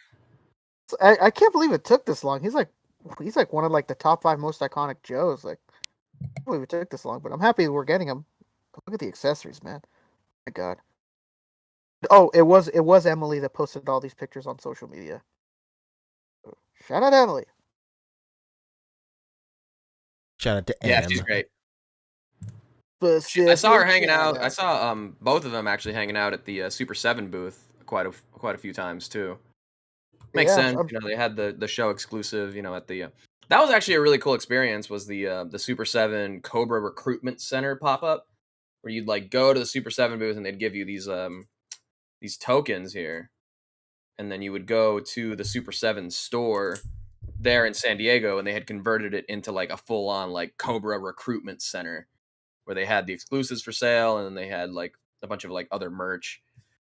Almost convinced my friend into buying a $225 flight jacket that looked like it was like Firefly themed. It was super cool. Should have done it. He came this close, Oh my god. but unfortunately not. Close enough, baby. Oh, and then yeah, that's it. Those are the new Days. kind of revealed slides, you know. Fantastic. Of course, the low and then light. they did have like basically, you know, pipeline reveal type of stuff as well. That torpedo looks so fun. It's fucking ridiculous. Scuba Steve, I baby. was just about to say the Scuba Steve vibes. 100%. Yeah, man. Is that the character from Action League now or whatever? No, it's from Big Daddy. Or Big Daddy. I forget the one from Action League now, but like a I'm different guy. pretty sure that was just like a customized torpedo, like the O-ring line. Oh my god. Is that the one that just ended up in the toilet all the time? Yeah, he always went down the toilet. Awesome. Love to see it. Blam. While we move on to the next one, Judo Boy hit us with 5 earlier in the show, saying $129.99 and no LEDs. What the fuck? Talk to him. What's happening? Hit us with 10 earlier as well, saying crazy how y'all let Fobster push y'all around. Personally, if it was me, I wouldn't take that. Well, you know, we're not as mentally strong as you. I mean, have you seen the physique? How could we possibly stand up against this man? Have you seen the personalized business cards? There's no way. I could never. Wait a minute. Okay. First of all, what? And I have been accused of being an intellectual bully before, so if that is the vibe I'm giving off, I apologize. What did I push you around for? What the hell? Fabio is the resident cerebral assassin. He's not to be trifled with. And then he hit us with 5 earlier. He said, Poncho's donation ghosted me twice today. He knows Fobster is their leader. It's not my name on the channel. I just want to give a big shout out to Judo Boy for being the only guy who is donating through the not super chat function, and that's why I'm not seeing it. I had to open up Streamlabs and I finally saw it. So I'm sorry, that's my bad. God, could you imagine he's sitting there like they're ignoring me? Techno Transmitter hit us with 5 as well. He said, important to know that Hasbro owns G.I. Joe and they don't have to work with a licensor, unlike Lucasfilms, who might be putting lots of limitations in play. Yeah, that is true. That Big is facts. true. It's true. You do wonder how much Lucasfilms has in it. But to rebuttal, a lot of the time these 3 3/4-inch figures have way more and do more than the 6-inch. Yeah, very true. I don't know. I'm saying it's a little fishy down in Star Wars land. It'd be like that. Well, I mean, it's one of those things where it's just such a huge brand that like everybody in charge, I'm sure, has some idea of the direction it should go, and it's just about who, you know. Crispy.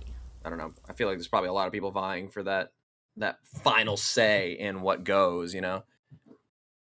And you know, unfortunately, the product can sometimes suffer from that. I mean, again, I even said this, I think I forget who I was talking to, but at the con we were talking about it, just like, yo, if they'd waited like another month for, I think I was talking to somebody at NECA, and they were, God, I wish I can remember who. It was just so much conversation, but we were just, I didn't even mean to turn into this whole, like, you guys are doing things way better than this company or whatever, but it kind of did end up that way, and we just ended up saying, like, yo, man, if they had waited a month on that Rancor HasLab, everybody would have wanted it. Just if they had included, you know, an exclusive Boba Fett or something, or, you know, accessories that would have made sense for Return of the Jedi and for Book of Boba Fett, you would have had people doubling up like crazy, you know, to have one of each appearance. And it's just one of those things where they didn't get that communication from the studio.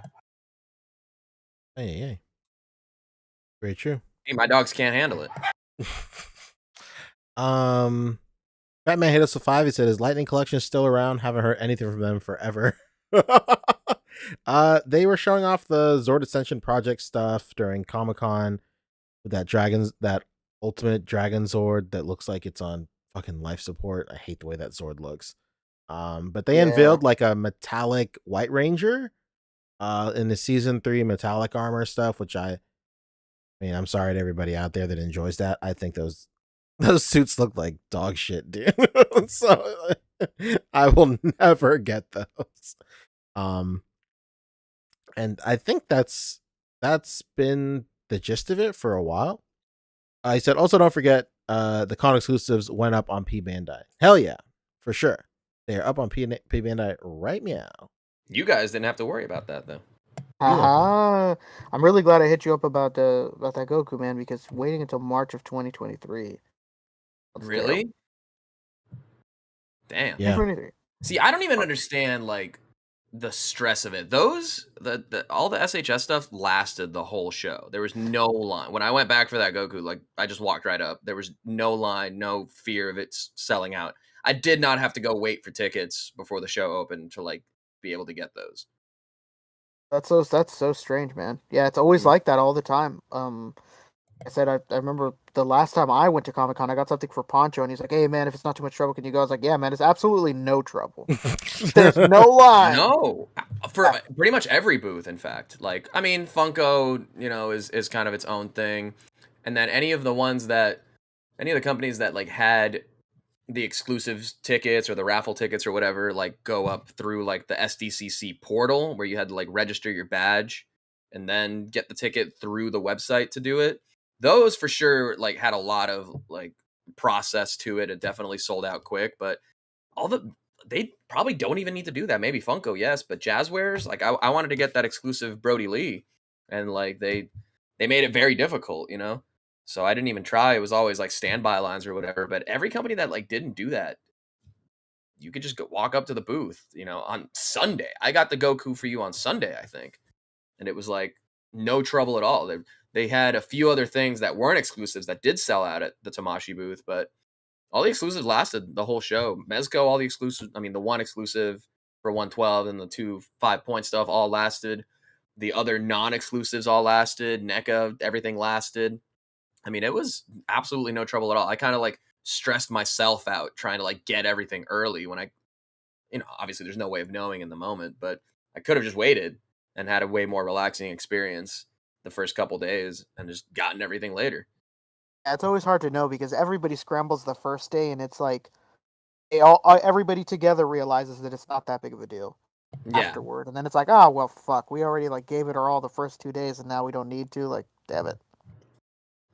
Mondo had a few things that lasted too. I mean, everyone, you know, Funko, any booth that had like a exclusive Funko to that booth would probably sell out quick. Like I think Blizzard had a bunch of stuff that sold out, but everything else, yeah, there's really not a big worry. And it was even the same dude attending me, like checking me out at Tamashi every single time. And it's not like once he was like, "Hey, didn't you already buy 2 yesterday or whatever?" No, they don't care.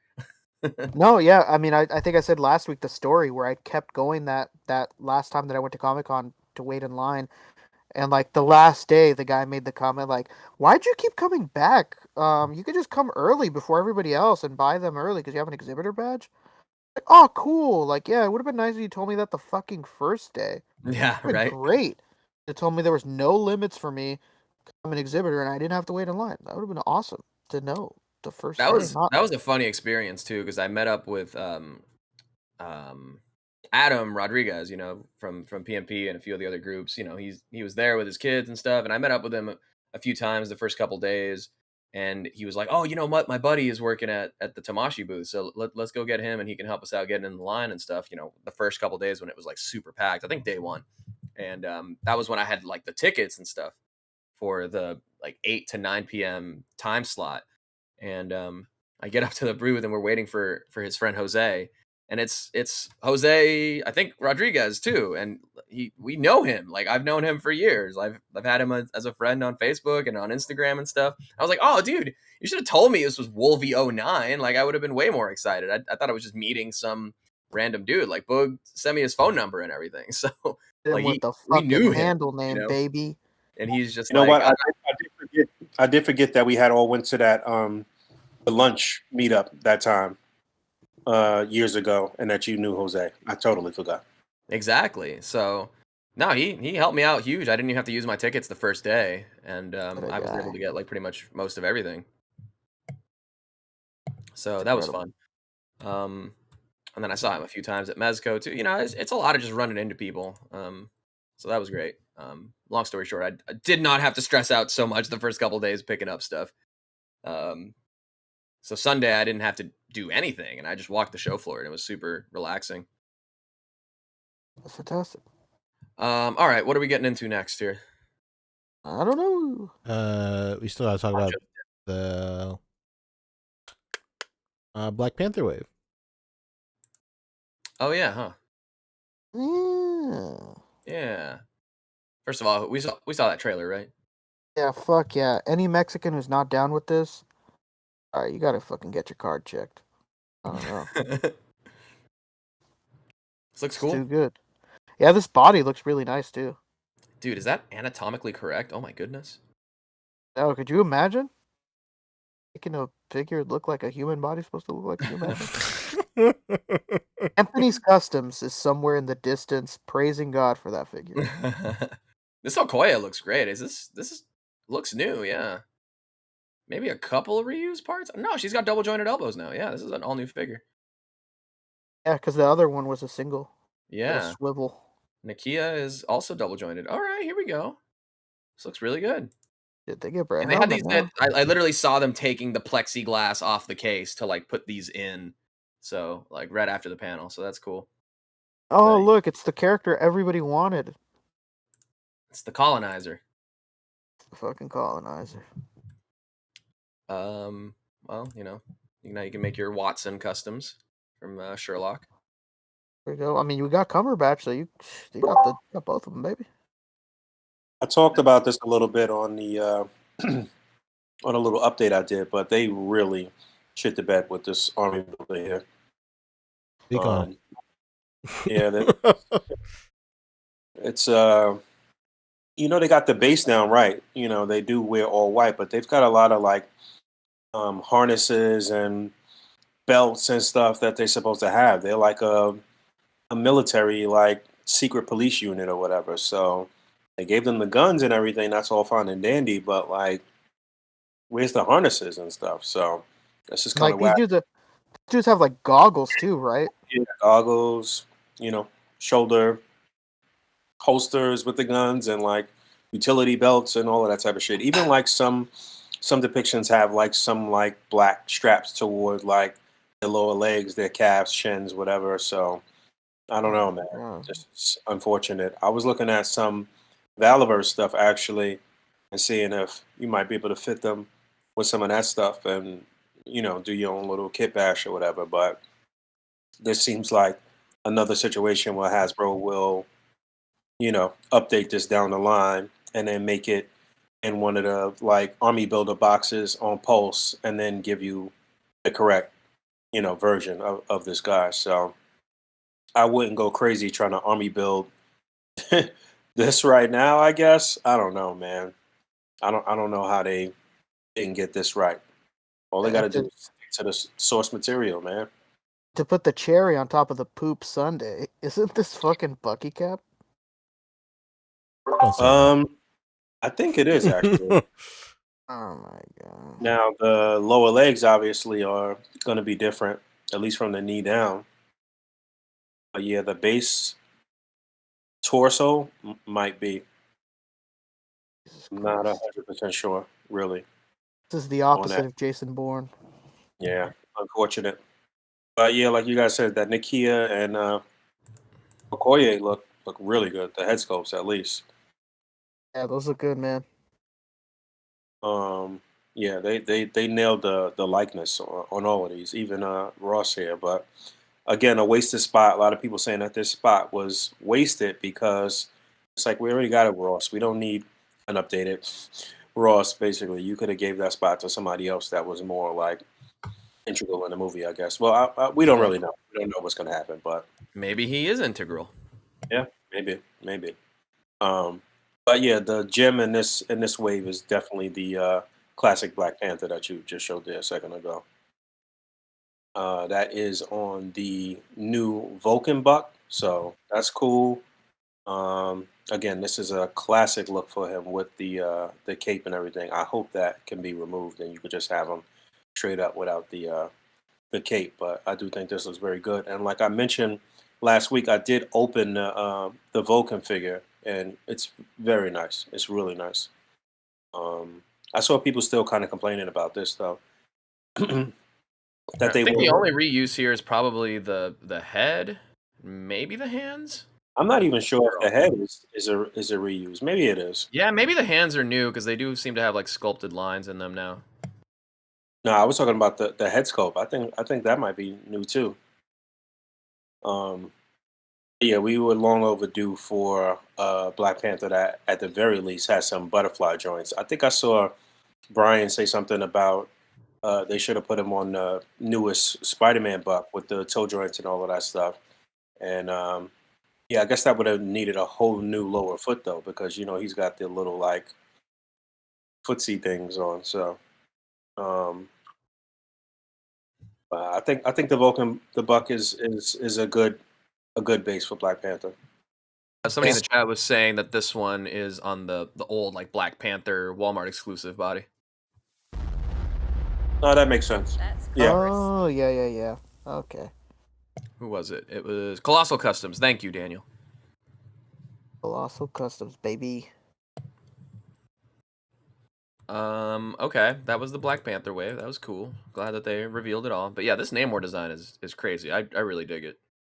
Yeah, man, I'm loving what's going on with Namor and fucking Atlantis and all that shit. I mean, it has a different name in the movie, but you know what I mean. I'm loving it. And then they, right after the panel, they did. I think the next day revealed the She-Hulk. So I saw them putting this in the case too. So this was funny. This is a funny moment in the interview because it did come up that, I mean, because I was reading the questions, and we had seen the leaks or whatever of her being on the back of the packaging completing that Infinity Ultron wave, but at that moment they hadn't revealed it yet, so they were like, oh no, we have not fully revealed that wave. So it was like the next day, and I think Dan came up to me and he's like, okay, Fabio, we put the She-Hulk in the case.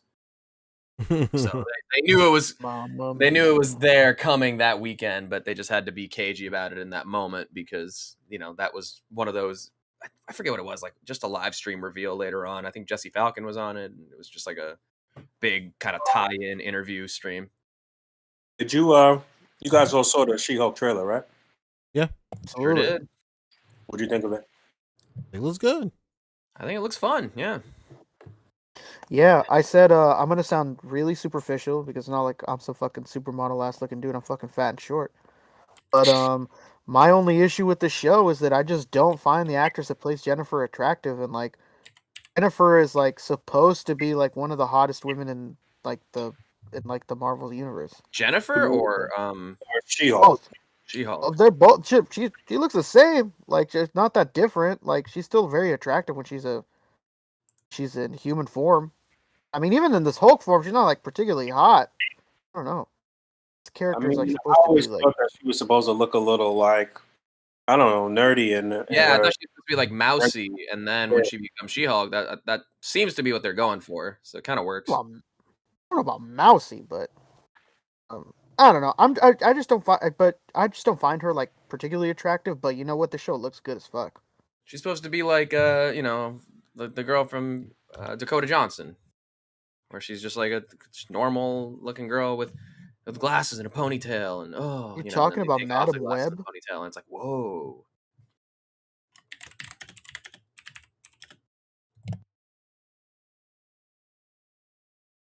All right. Should we go through the comments that we got on the A.C.B.A. podcast Instagram about this? Because we're hilarious. That's crispy. All right, maybe not then. We've aired enough smoke on this episode already. What post was that? What comments? On the A.C.B.A podcast Instagram. Oh, yes. Oh, I did see that. I think that person was like really just trolling. No, I don't know. Whoever knows. Anyway, I think yeah. So my friend Travis did get the first in hand. He was like at the Marvel booth. They were just doing a bunch of giveaways. They were just like throwing T-shirts into the crowd, and he got this. So Travis Very over nice. at a Toy Kind of Mood should have a review up on it pretty soon. He got a bunch of stuff. Got a bunch of people got stuff early. Like I think Art with Toys got Rick. He got the Amazing Spider-Man like first appearance one. MCU collector got the Renew Your Vows 2-pack. Yeah, a bunch of people got early stuff, so that was really cool that they were able to do that. I'm starting to see a lot of that Spider-Man stuff show up with a lot of collectors too. The Iron Spider. Yeah, apparently The- all the Beyond No, Amazing stuff has been showing up in the UK early. yes. Because I saw Craig, I saw Dan, a few people across the pond. And then the Build-A-Figure for this wave is going to be a Tuma. I don't think they have pictures of it here though. Yeah, there's pictures of it, but not there for some reason. Yeah, we saw pictures of him or we saw images of him in the trailer before they actually revealed the figure. So I was anticipating that we might see a figure. Actually, David Walton had called it out too. Yeah, you can see it here in the packaging. These look good, honestly. It's weird that it's not there because there's like full like publication pictures out there. Yeah. These are some of the pics when they were putting them in the case. With the Mandals. It is the stocks. Yeah, he's got the chancletas. Those the Tide 300s. The Todds. Shout out to Rectangular. All right. Next up is Mezco, baby. What? Oh, play that X-Files music. Oh. People have been waiting for it. Have they? You might say so. Yeah, they have. At least the chat leads us to believe so. Okay, well, I've already done a full like recap on my stream this past Monday, and then there was my full booth tour and everything.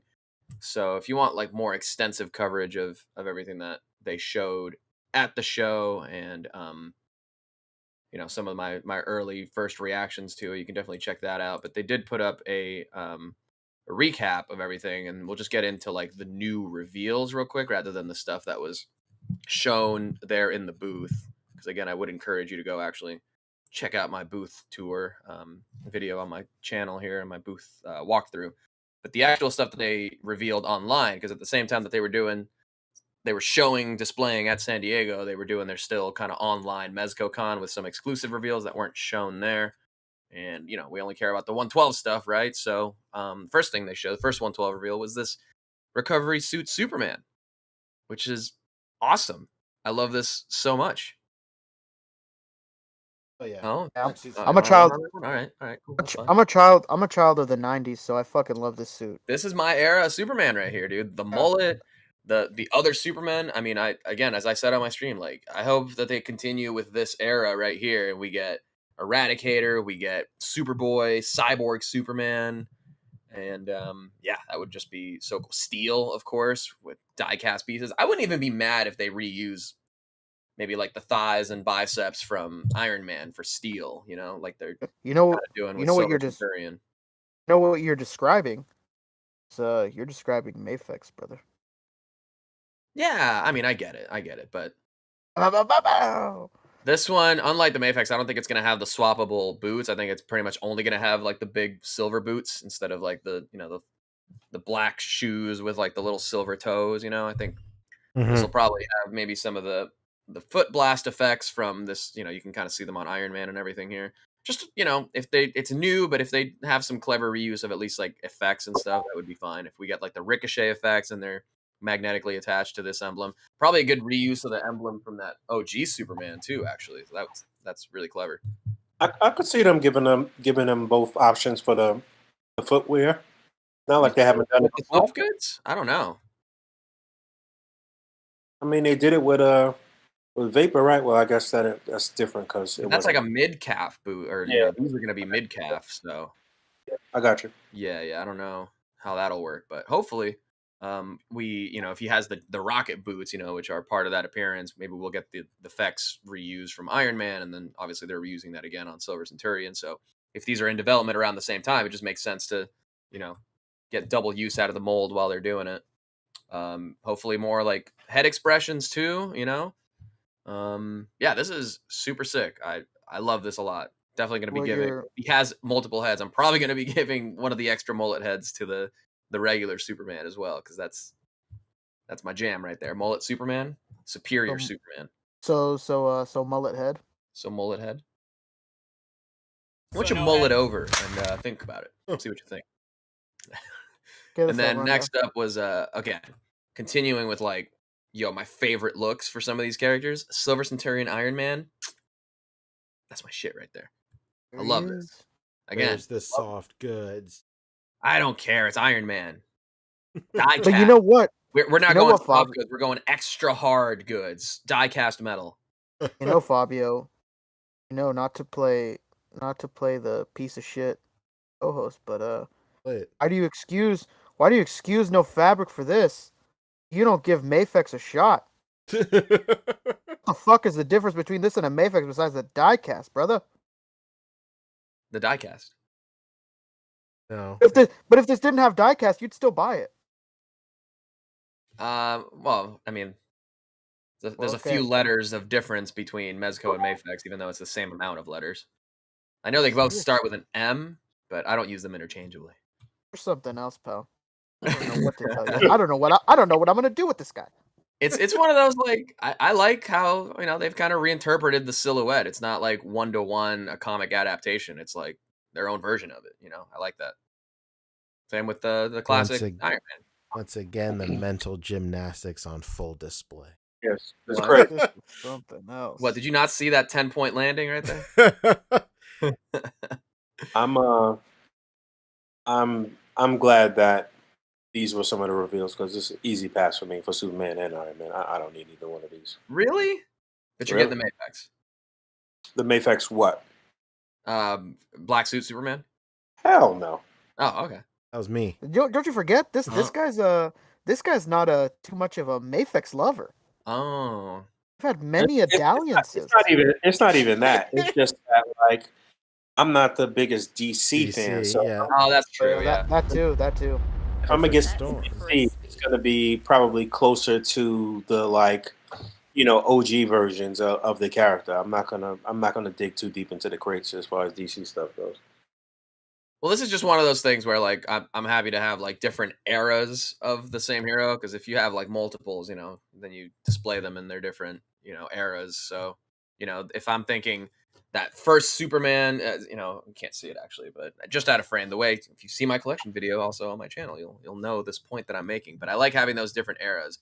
So if to me it's just like if I have the classic, the first version of Superman as like Justice Society era. And then I have the new classic one that's coming out hopefully later this year. Who knows, right? But the one they had on display at the booth there as like kind of the middle career to go with like Supreme Knight or Sovereign Knight. Then the one that goes with Supreme Knight would be this black suit Superman. It's one of those things. And then with Iron Man, I mean, it's the Hall of Armor. He's always got to have a bunch of new suits. So this is cool. And honestly, there's versions of the stealth suit that have the epaulets like this too. So if they watch them redo this one as a stealth version as well, we'll see. This is I just like this. I mean, it is definitely reuse, which is smart because they haven't used this Iron Man mold in years now. So we're seeing the same biceps and the same ab piece and the same legs, but with new boots, new gauntlets, new like top shoulder. I wonder if it's going to be an overlay or if it's just a whole new top torso. I'm not totally sure, but the head is completely different too. So good mix of like new and old on here. This is awesome. And I love Silver Centurion Iron Man. That's my favorite look right there. Okay, next up. This is a weird one. Lord of Tears, the Owlman. Ah, yes, owl face. Yes, the Owlman. Captain McKay saying surprised they didn't jump straight to War Machine. I think this is perfect for War Machine because War Machine could also reuse these parts right here. Well, maybe not the gauntlets, but at least the boots could maybe reuse for War Machine That's too, in black, of crispy. course.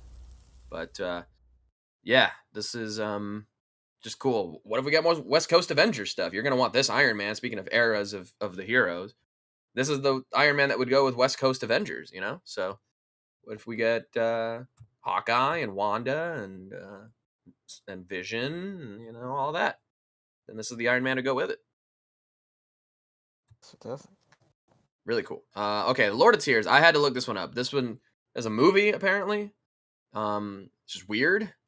They've done a bunch of like Living Dead doll stuff and like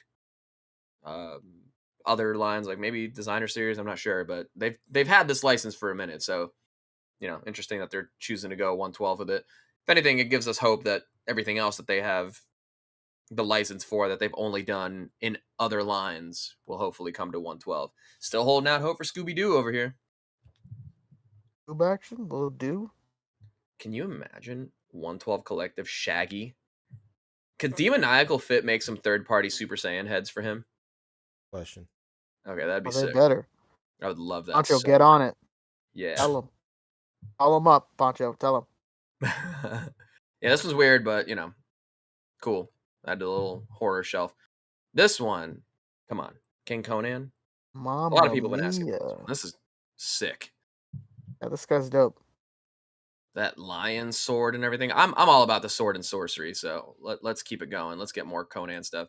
And again, if you have the other two versions, like the one that's already out and then the one that went up for pre-order earlier this year, and you got the Barbarian booster kit, then those previous two Conans can become Barbarians for this Conan right here, generic Barbarians. So you can make use of all of the Barbarians that you have, all the Conans that you have.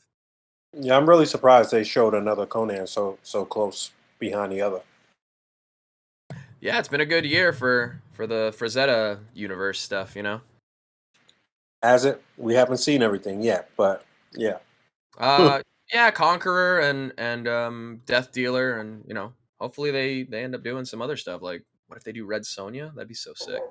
I'm Whoa. interested to see. I see a lot of people using that other third-party Red Sonja, but I'm interested to see all the accessories with this particular figure. I'm really excited for that. Yeah, this cape alone is nuts. I mean, there's like pleather on here and fur and like Sherpa. I mean, just a lot of different mixed media on here. That's really cool. The bearded look is always tough with every figure. Yeah, Need this to see that. is epic. I like that it's very clearly the same dude, but just aged up and with the beard and everything. This is very tight. And then the final reveal. Oh, Dr. Octopus. As speculated from the images of that classic Spider-Man, where you saw a glimpse of the tentacles. There he is. No. No, we did not. We saw a glimpse of really nice tentacles. And we were shown this shit. These tentacles are not like the other. One of them is hella whack. No, I think those were definitely like rendered before. This is what The other ones are like mechanical and they look like they're like almost more realistic. metal too. These Yeah. definitely look a little more like matte, The figure itself looks good, but man, these tentacles, they leave a lot to be desired. And I know, a lot of people in the chat are saying, like, they didn't reveal any new female figures, which is one thing I was definitely hoping to see, too, as far as if they showed one new female figure and we could visibly tell it was on, like, a new body, then that leads us to believe that, there's more coming or whatever. They didn't show any, unfortunately. But they are showing us a new body right here. If they're doing, like, a short, stout, rotund man, then maybe Penguin could be coming. Or maybe Moleman for our Fantastic Four. I can't believe that you're leaving out the most obvious guess. The big guy from the same series that the Vapor's from. Chubby guy. We can't hear you, Fabio, but you're looking like you're agreeing with me.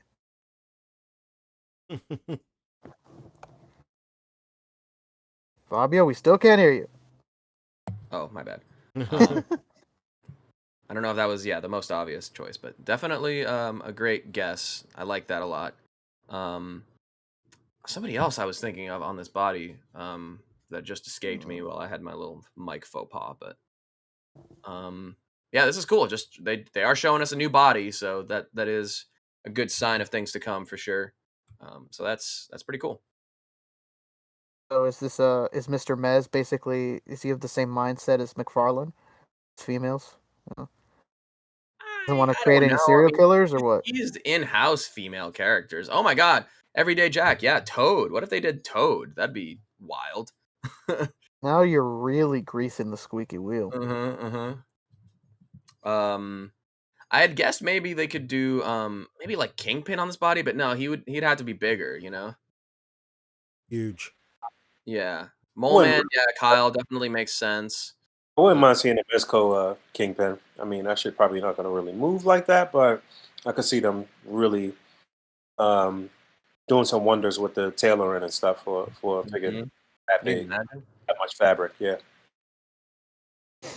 My God. Yeah, really cool. Very, very glad to see this because a lot of people did want it, but yeah, there's no shortage of like female figures that I would like to see in the Mezco line. So that is one disappointment for sure. So as far as like, yeah, I love Mezco and stuff, but even I can admit like they didn't have like honestly like the super strongest showing at SDCC. They really had only one new thing that we hadn't seen before in the actual booth, which I think I'll have to go to my Instagram to actually find it. But they did show a new variant for the classic Batman.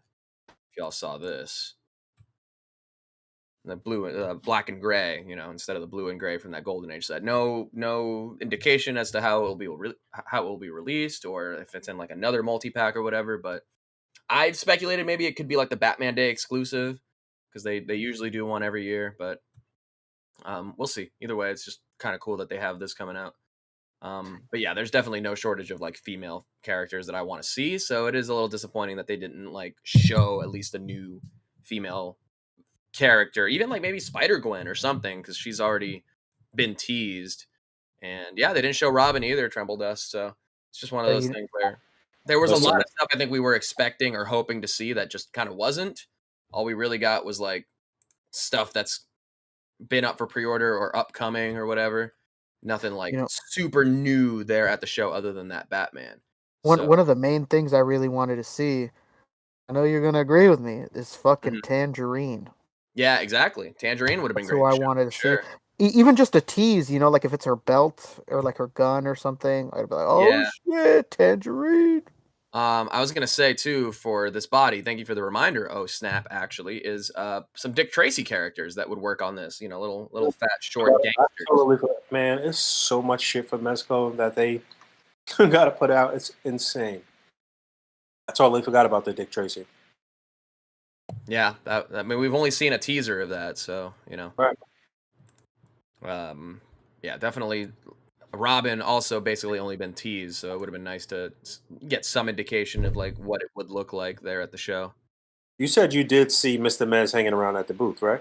Yeah, I got to meet him preview night and Thursday.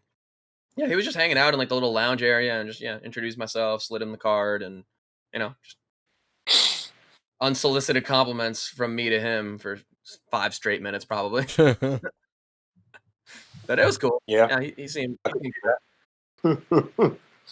But nobody there definitely to really like talk to or chop it up. No, dude, I actually ended up doing the most chatting with people at the booth. Like I'd start my day there, or like whenever I had a moment, or I'm waiting to meet up with someone or whatever, I would just hang out at the Mezco booth and tell people to come meet me there. And then I just got to talking to like people who were looking at the booth and just kind of got their impressions of things, and if they had questions, I'd like happily answer them and stuff. I was just just there going into business for myself. It seemed like, but it was cool. I liked. I mean, a lot of people were drawn to like the Rumble Society stuff. So if they had like questions like, "Oh, where's this from? You know, is there a comic or whatever?" I'd be like, "Well, you know, it's their own original in-house stuff, and you know, just things like that." So you work for free. I mean, I was having fun doing it, so no, not, yeah. I Is guess. it really work if you're loving what you're doing? Yeah, you know, they do say, and I've heard this many times, that if you do what you love, then you'll never work a day in your life. I've heard that. You know what they before. also say? May your hat fly as high as your dreams. I also like to say, fly wild and stay gold. There you Hey, go. was there any Lego mini exclusives? Any what? Lego mini exclusives? Any of the Lego stuff? No, dude. So I it's on my vlog actually, but we went into the Lego booth and you just like play like a game, and then they give you like a little mini set. There was no minifigures. Disappointing. I told them we And got rent to pay, baby. No, yeah, no, that I had to make my money back elsewhere. Yeah, Fat Man, I was definitely there talking to people more than anybody actually working the booth. It's hilarious. Including you know, that somewhat rude encounter that I had. It's just like, oh, they're just there to like take photos and post them, but not really like interact with people. I don't know. I that was just my in with most people. It was just being like, oh, hey, what's your favorite thing on display? Whatever case they're looking at, like, oh, which one's your favorite? You know, and then just use that as like a way to. Didn't always work. There were definitely like crispy. You know, people who were like weird about it or whatever. But I talked about it on my stream too. But my favorite interaction was there was a dude in the booth in like full like top to bottom like Superman regalia with like the shirt and the hat and like an overshirt, everything Superman. I saw him. He's looking at the DC booth, and I'm just like, oh, hey, sir. You know, he's like an older gentleman too, and I'm just like, oh, hey, sir, which one's your favorite? And he's like, oh, I love this Batman. This Batman's great.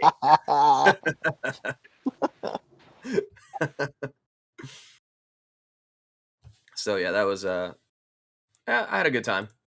I got to chatting with one of their graphic designers too. He was cool. It was like his first Comic-Con. He was like super overwhelmed.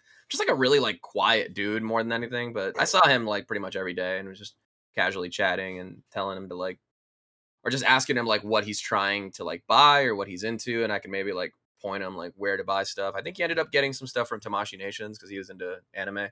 So yeah, that was fine. That's fantastic. All right. So yeah, I think the overall consensus though with Comic-Con overall was that it was a little underwhelming from all parties involved. But yeah, a lot of people seem to be a little disappointed with Mezco in particular, at least in terms of like showing off new shit and like the exclusive was kind of lackluster and whatever. Yeah, the exclusives on the first day is for people who, you know, aren't going to check out my other content. I'll let you know here. The exclusives on day 1 and 2, I mean, day 1, really. You know, we rushed in and all they had for like an exclusive there the first day was these Sin City 5-point sets that came with posters. And this Godzilla set. 2 Godzilla sets, actually. Just, you know. Yeah. And then on the actual day that it dropped was the Krieg 13, but the show opened at 9 a.m. and they didn't actually have this for sale until 10 a.m. When it actually went up for sale on the website too. So I did pick it up. Obviously, it's the Krieg Eradicator Hornet. It's just a black murder hornet essentially, and working on a review for it. So I'll probably have that up next week, early next week, hopefully. I'm gonna try to work on it over the weekend and get it up because, I mean, it's a lot of what, you know. It's nothing really new other than just being a black murder hornet. So I don't think there's a huge demand for it. More Wolverine reviews going up right now than anything for this. So I'll try to get this up and then get to Wolverine when I get to him. You open to Wolverine? Oh yeah, he's fantastic. Yeah, I've heard good things. Oh, I kind of want a second one because the first appearance look on him like hits hard. Like it looks really good in the first appearance style. Yeah, I actually reposted a picture That's from crispy. Grumman Toys on my story today.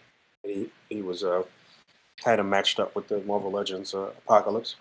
Yeah, He looks. And yeah, I might get that Diamond Select Apocalypse. That one looked really good in the booth too.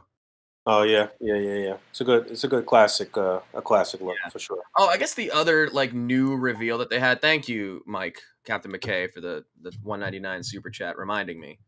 They did, in fact, unveil a new Mezco 112 Seamless Godzilla, part of their new kind of like spin-off, maybe like sister line to 112 Collective called Kaiju Collective. Kaiju Collective. Okay. Yeah, so this is an all seamless Godzilla with articulation like a what's it called, metal armature type of stuff. hmm I like it, man. Yeah, it's cool. You know, I mean, it definitely is going to look more like the dude in the suit, you know, than kind of like that SH Monster Arts, like almost done in the art style. Fantastic. All right. So that was Mezco from the con. Any other actual like real news we need to talk about? No, right? So Yeah, the other surprised you thing, missed real it. quick, that really impressed me on the day was my favorite NECA reveal was they're doing Bon Scott and Angus Young from AC/DC, and these look really damn good. Here they are. I don't care. Guy's got on There shorts. he is. Checking on transmitter hit us with 5. He said, Fabio, did you see the reports of wet paint on Mezco Wolverine Sentinel base? What do you think happened? Some suits got permanently stained. Yeah, I did hear about that. I think I saw it first on Reddit, so I'll see if I can find a post about it. But It can't be wet paint. Maybe there was some like heat issue or something like that. it Maybe has not something to fully do with- cured. Yeah, the something. paint on the Sentinel base wasn't like fully dry on a few that I'd seen, and it was Hmm. mostly like inside the peg holes. So if you like take a Q-tip to the inside of where the peg holes like go in, then you might have had some wet paint. Here, I found the pic here. What? John Papa Yeah. Sergio also hit us with 2. He said, Doc Ock body equals Danny DeVito Penguin Mezco. Incredible. Oh, that'd be sick. Now you're really talking Fabio's language, John. Hang on, I don't want to go through all this. I just want to look at the post. And then Captain McKay hit us with 2. He said, Mezco 112 Seamless Godzilla has my attention. Yeah, Ooh. Yeah, it looks really good. It dead ass looks like a dude in a suit. yeah, Like in a that's in a what they're good going way. for. So A yeah, this is good the way, post I yeah. saw. This dude, you know, probably touched the figure or touched the wet paint and didn't notice, and then handled the figure, and he stained his suit a little bit. Yeah. Unacceptable. It's rough. Fabio, what do you have to say about this? You run the company. Yes, you know. I don't Um, know. I would just say like check your bases. I as soon as I saw this, I went and hit mine with Q-tips too, just to make sure, and I think mine was good. You know what you So really I need would to I hit would it just with is recommend a, everyone does the same. you gotta hit it those with a guys clear coat. Gotta be Mm. careful. Hey, that's what you wanted. Did you want another delay? Did you want another 3 months of waiting on this dude so the paint could dry, or did you want it in Can your you hands Or now? did you want the paint dry? Huh? What did you want? You want a functioning figure, or do you want it later? Huh? Well, You want it fast or you want it right? I'm assuming I was going to send him another figure, huh? Yeah, I would imagine. Wonder if they'll send another base too. But yeah, just it sucks. Just check your stuff. I had a few people ask me about this, so said the same thing. Just check your stuff. I don't think I got any on mine. I messed around with it a good amount. He's already up in the case here, so I didn't want to. I heard that he was still tall, pretty much the same height as the other one. I was hoping over the time that, you know, it would have been a new buck that was more representative of his actual height in comparison with Yeah, pretty much the same height. And I've tried. People have asked about swapping the heads too, and like it kind of works, but not really because the neck peg on the original is just like a little bit longer, and the actual like peg hole inside the head is like a little deeper inside. Pause. And it'll sit a little bit high. Like the new heads will sit a little bit high on that original one. All right. So time to sell the original one, huh? 100%. Yeah. Get multiple of these ones if you can, because there's enough looks and appearances you can get out of this one. And I'm saying like that first appearance looks super good on this one. The same thing with like the Logans though. Like the Logan heads won't really fit as clean on those old Logans. What about the base? How'd you feel about it with the light up feature and everything? It looks good. I really like it. I saw somebody, I think on the Toy Migos Discord, I forget, but there's multiple peg holes across the whole base. So you could set up your entire like X-Men on this base with like multiple stands and the peg holes for the feet and stuff. So it works as like a one base to like have the rest of the Mezco X-Men displayed around. Yeah. And what if you got 2 Wolverines, huh? Then you got 2 Sentinels. Huh? I really do like the design of this like broken down Sentinel and shit. Probably would look really cool with 3/4 inch figures too. Oh, that's true. Yeah. All right, let's get out of Mezco. Last thing, real quick from Mezco is we had some release date updates, delays. We'll call them delays because that's what they are.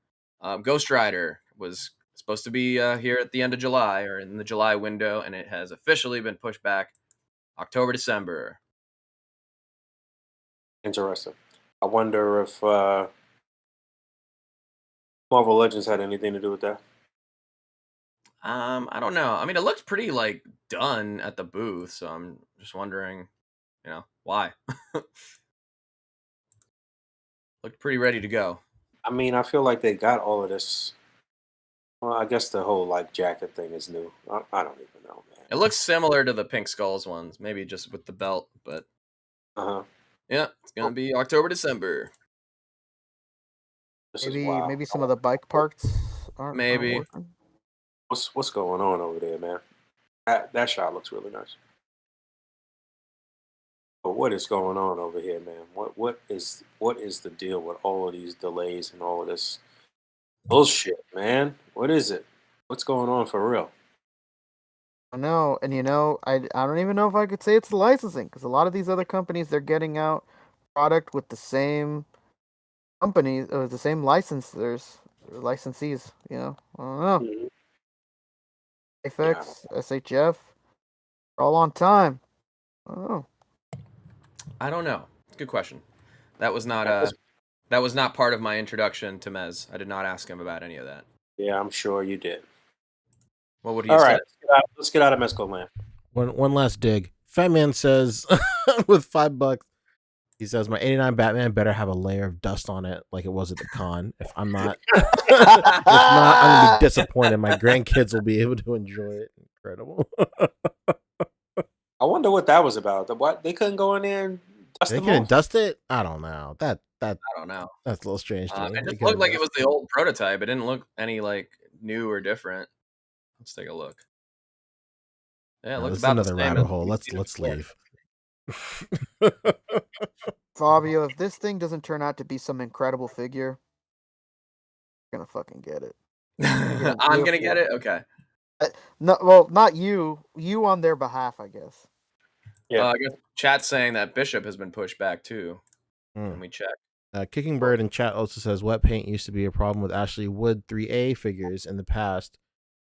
Didn't think they ever dried. They remain sticky till this day. Damn. Oh no. Some say they're still sticky to this day. But And that they had paint's name, Albert Einstein. they had Bishop at the booth, right? Yeah, they did. They did. What does it look like? It's the same height as Cable? He did look big. I, off the top of my head, don't remember. He was kind of next to Cyclops. I'll have to go through the footage and see. He did look bigger though, for sure. Shout out to that roadblock getting the double jointed elbows. Yeah, and so did Bishop actually. Bishop has double jointed elbows. Roadblock and Death Dealer. And Death Dealer I thought was just going to be on the same Conan arms, but so they've gone and done new arms for Death Dealer, and then it's the same arms that are on the Roadblock. Death Dealer is usually depicted on a black horse, right? Yeah. Okay. No, like, does he come with it? No, you're gonna have to get your own. No, I'm just saying. Usually in photos and stuff, he's gone up on a black. Yeah. And then Replacement I guess until the other 2030. last new thing is this Doc Nocturnal statue. Yeah, all right. Get us out of here. So we're done. All right, like, rate, comment, and subscribe. And until next time, peace. All right. So that was Mezco. Was there any other actual like toy news that we need to like go over? No. I don't think so. Well, actually, you know what? Speaking of horses, Mythic Legions did tease the new colorway for their horse, a new name and whatever. I'm pretty sure did Trevor nailed it. did a lot more than that. They showed a bunch of stuff. Yeah, they've been revealing stuff this whole month because Legion's Con or Power Con is coming up, right? And so they're going to be showing stuff there. But on the whole All Stars 5+ wave goes up this Friday until September 4th. One figure with the Oh, yeah, so beard like a is whole dope month, as basically. fuck. Yeah, that's cool. All of August, you'll be able to get the new wave of All Stars. Don't sleep on this horse out there. Don't let this go by and you don't pre-order this. Yeah, I think I'm gonna have to get this for Death Dealer. Oh, those feet are crazy. Those hooves, look at them. Yeah, they updated that from the brown one. The brown one didn't have the hairy hooves, so Hey, that's cool. hooves, baby. Hey, who's? So yeah, this is a must own for me. Boreas is his name. Yeah, I'm gonna have to go Okay, ahead. here And we get go. What was the other one? Boreas is his name. this. Boreas, yeah. It's really Oh. shitty. What was the brown Yeah. horse? That- Aetherus? That's the name of a main character of a major anime. So that's why I said Is that's it? shitty. Hmm. What was the Gray Rat. previous one's name? Maybe Trevor, if he's in the chat, can let us know. 55 what I is not bad for this horse, though. Yeah, it was the same price it was before. Yeah, Pretty yeah. So yeah, my ton of new reveals. They've been showing stuff up until the new pre-orders one at a time through a bunch of influencer partnerships. So this will be Mythic Legion's All Stars 5+. All We got a right. couple new.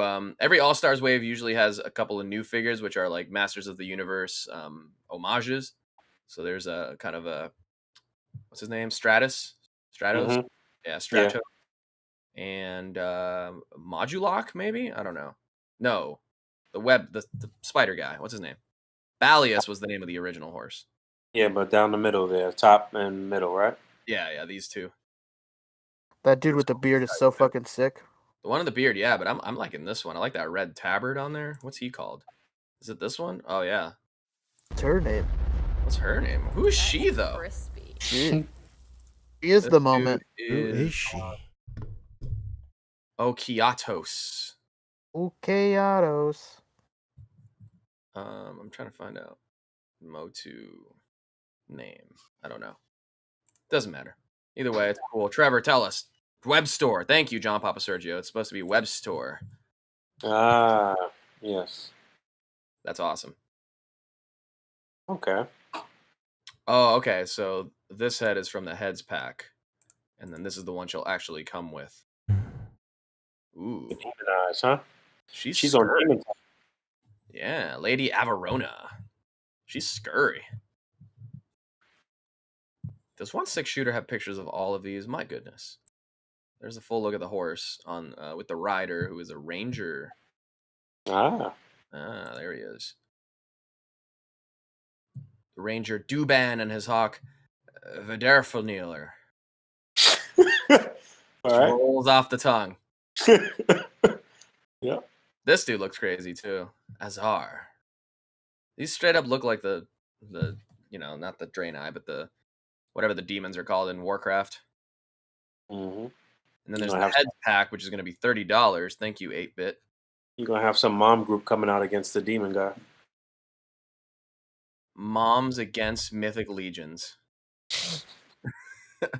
Ma'am? Oh man. Mammal, yeah. Mammal. Yep. Yeah, this is gonna be sick. So this Friday. Wait, that's today. These went up today. Uh-oh.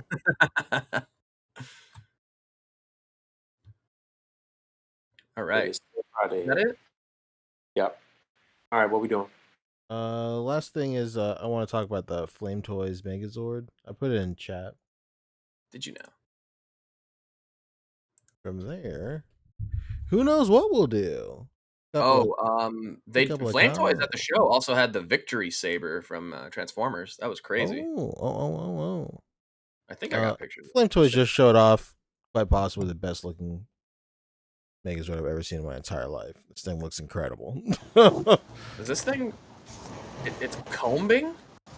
Excuse me. Combined. Oh, I see. It says combined. Okay, I thought that was a G. Combined. To quote Lizzie McGuire, hey now, this is what dreams are made of. Jesus Christ. This is too good. Well said, Rick. This is too good. Yeah, this looks really, really great. My only problem is how I think this thing went up for pre-order today. I don't know how much it is. I can't imagine it's anything less than $350 or something crazy like that. But I just really like I just really like the proportions of it all. Looks very anime-esque. Really love it. Looks so good. You gotta build this bitch too, huh? I don't know if this is I don't know if this is a model kit. I think this is under their line where it just comes. It's just a figure. Oh, now you're really ruffling my feathers. That's why I think it's so expensive. But I could be wrong. If people in chat might know. There's a bunch of sex bots in chat. That's great. Take my ass off of it That's for awesome. 1 second. What do they have to say? Anyway, the best adult dating site is just one click away. Oh. Well, I'm glad we got that update. You looking for hot local singles? But yeah, this looks super great. All right, that's it. Bye. Hey, welcome to the After Show. How's it going? Oh, hey. Hey, Poncho, this thing is $400. $400. Hey, you know what? Sounds about Is right. that it? Wait, is this a crowdfund sort of thing? It's No. diecast. Oh. Say less. You know how much you love diecast, so you must not have a problem with this, huh? Okay. It's been great for you, huh? Yeah, it's pretty rough. Yeah, so if you want, you can join the A.C.B.A Discord, then hop in the waiting room if you want to ask some questions or anything like that. Say what's up. Yeah. Playing it fast and loose here. Yeah, Alright, we'll take some calls for maybe half an hour or something, and then just see what's up. Yeah. They better be coming. No. And if nobody comes in, then Fabio is gonna eat his own shirt live. I'm gonna go to bed. No, I'm gonna do just another Mezco segment. We're gonna start from the beginning. Oh no, please, not like From the this. top. Do it From the top. again. This time we're adding in Living Dead dolls. No. Oh, that is stuff that I forgot to actually get footage of. Is the 5 Point stuff, because they had the Scooby Doo house and Mystery Machine on display. That's pretty cool. It looks really tight. They had They gotta- figures from the Tower of Fear playset, but not the actual playset on display. They gotta do a 112 5-pack. Fucking Scooby-Doo. I need it. I'll pay $500 for a Scooby Doo 112 I set. need Don't make it. Let's talk movies, TVs, pickups, all that shit. Hey, I saw Nope. no spoilers. Oh, I heard that was terrible. Oof. I loved What? it. I loved it. Really? I'm hearing great things. The best advice I could give for seeing Nope is don't go in expecting to get your pants scared off or whatever. It's not a. That's what I heard, is that it's not as scary, which is It's fine. not a horror movie, and what's crazy is I have seen one trailer for it, and I've seen one featurette, and I guess I must have just gotten really lucky because in the featurette, it was Jordan Peele talking, and he was talking about he made Nope because he had a lot of people saying that they really like his movies, but they're not really into horror movies. So this is his movie for everyone. There are horror elements in it, but it's not all horror all the time. So if you just think of it as a horror thriller action set piece type of movie, then I think you'll have a good time. That's fantastic. I love it. You saw it in the theaters? Absolutely. All right. I would say my favorite part about Nope, I'm gonna go into egregious detail. Just kidding. I just much like the rest of it, much like his other films, it's just really cool, dissecting the layers of what everything means and like how you can interpret different stuff and how everything is like interconnected. Really cool. There are like two main plot lines in the movie, and then even I've heard it's so funny because like everybody, not everybody, but like most of the people that say it sucks, like draw no comparisons between the two plot lines at all. But like they're like very interwoven and connected. Like they're they're part of the same thing. Maybe not like story wise, but like theme wise, like theming and all that stuff. It's really cool. I just really like that movie. It's like really cool. Anytime like I leave a theater or I finish watching a movie and like I'm excited to keep on dissecting it and shit like that. Like that's a win for me. Like it's Gotcha. a different feeling than like when you see like a superhero movie and you're just thinking of like all the cool set pieces and shit. But like Mhm. with this one, I'm like hungry to hear other people's opinions and how they interpreted some scenes and what they think some symbolism means, or if they don't think it has any symbolism at all. Like that stuff is really I spoke to George. He didn't like it. cool. George, who? Loretto. Tell George no.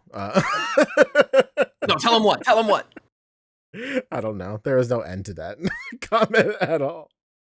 Yeah, I don't know. I can see why people don't like it though, especially if you were hyped up to think that this was like going to be like some super scary shit, and then you're like, oh, okay, all right, okay, no, that wasn't scary at all. This movie sucks. But I don't know. I think it's cool. That's it. I'm all right with some. That's what I've heard is that it's more of a thriller, and like that's fine. I mean, I like horror movies, but I'm not out to like be scared by them either. Right. I'm all about that atmosphere, and this one has that, and that's cool. Atmosphere is good. I will All say, like the first any trailer that cuts it like it's a super scary movie is doing it a disservice. I think that happens a lot though in marketing, Oh and yeah, absolutely. it's like, oh, it's a Jordan Peele movie. You know Jordan Peele, he does scurry. I mean, He's a scary that's how movie. that's how they showed it from the very first trailer. That it seemed like it was going to be something really It- scary. That's what was building it up. But yeah, I'm not even a horror movie fan like that. Anyway, I would prefer it to be scary in a way that like, um, what was the first movie he did? Get Get out. Get up. Yeah, like Get Out was like genuinely scary, like not in a like monster sort of way, just in like, oh shit, this shit could happen. Like, you know what I mean? Like somebody could just like Yeah. kidnap you, like whatever. Like, it was scary in that regard. Like it was more It was uh unsettling, yeah, I think Us was actually like scarier with like jump scares more. right.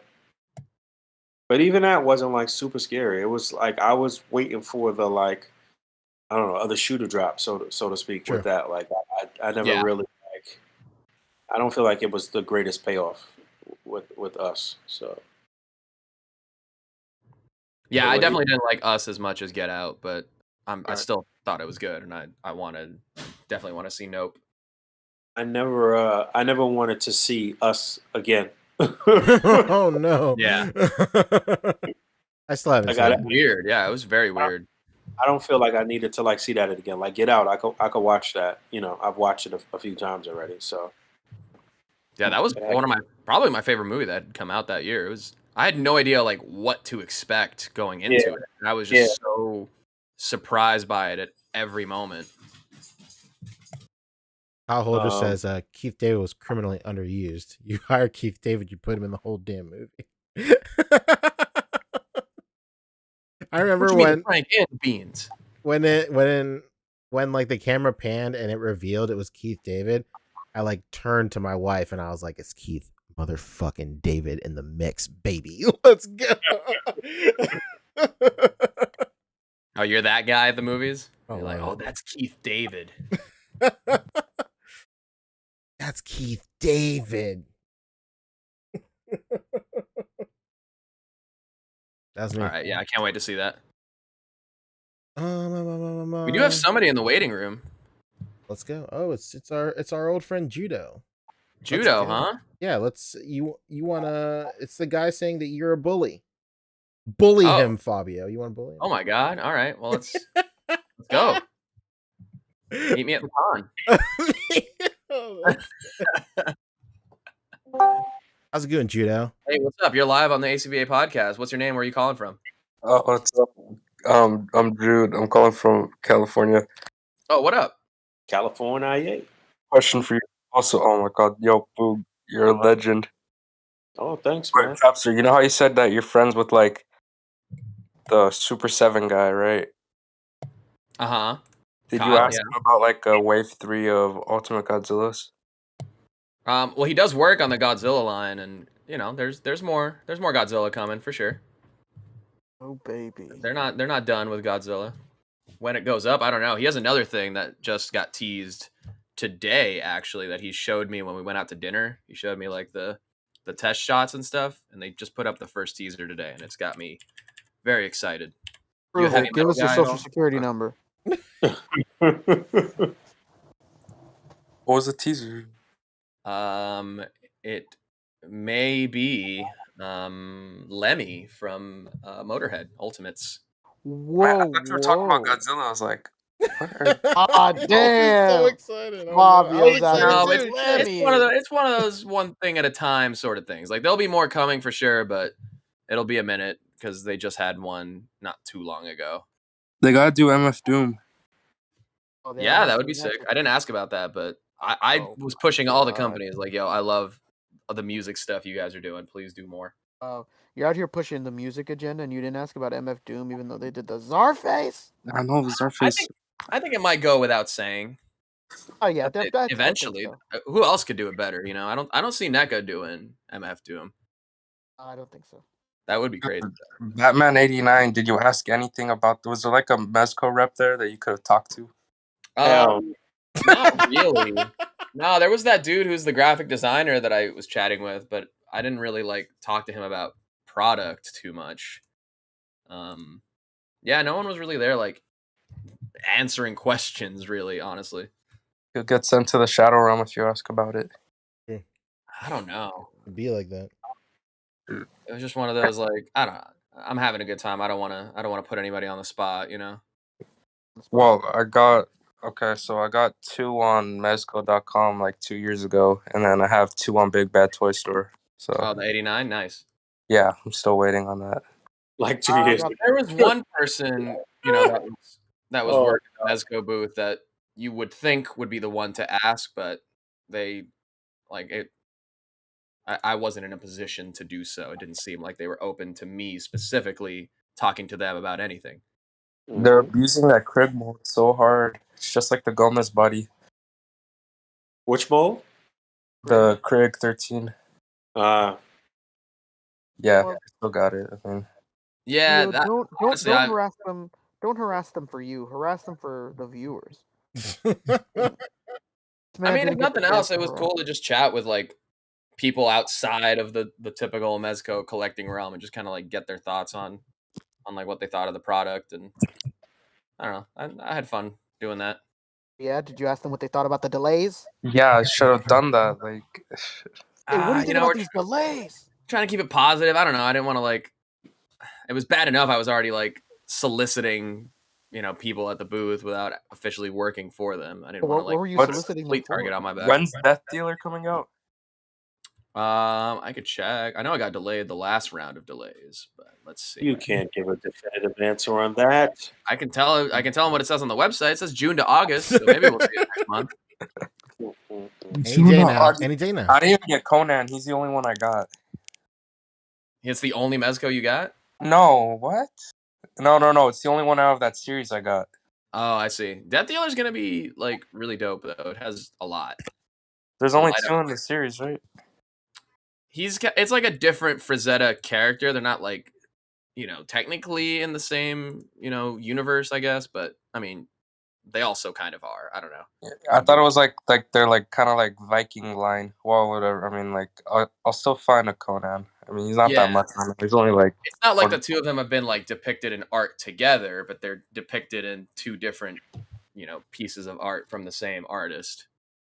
And actually, even looking at the solicitation right now on the site, they do have the single jointed elbows on him. So the fact that we saw doubles at the show, Oh yeah, that was sick. cool. He also looks kind of beefier. And even like the chainmail here looks like just like one piece, but like the actual pictures, the chainmail on him looked amazing in the booth. How many Eradicator horns did you get? Just one. Yeah, I got 2 for like the duo set. I didn't know it was his own character until after I got it. It's supposed to be Krieg 13 after he stole, like, if you watch the Pink Yeah, Skull YouTube video, he like kills him and takes the equipment. So it's supposed to be that. And then they Yeah. did like the stop motion afterwards too to like show that. I guess I didn't get any. Oh, here we go. There's Death Dealer. I haven't even opened the Chainmail looks vinyl. I mean, crazy. What was that? I didn't open the vinyl for the.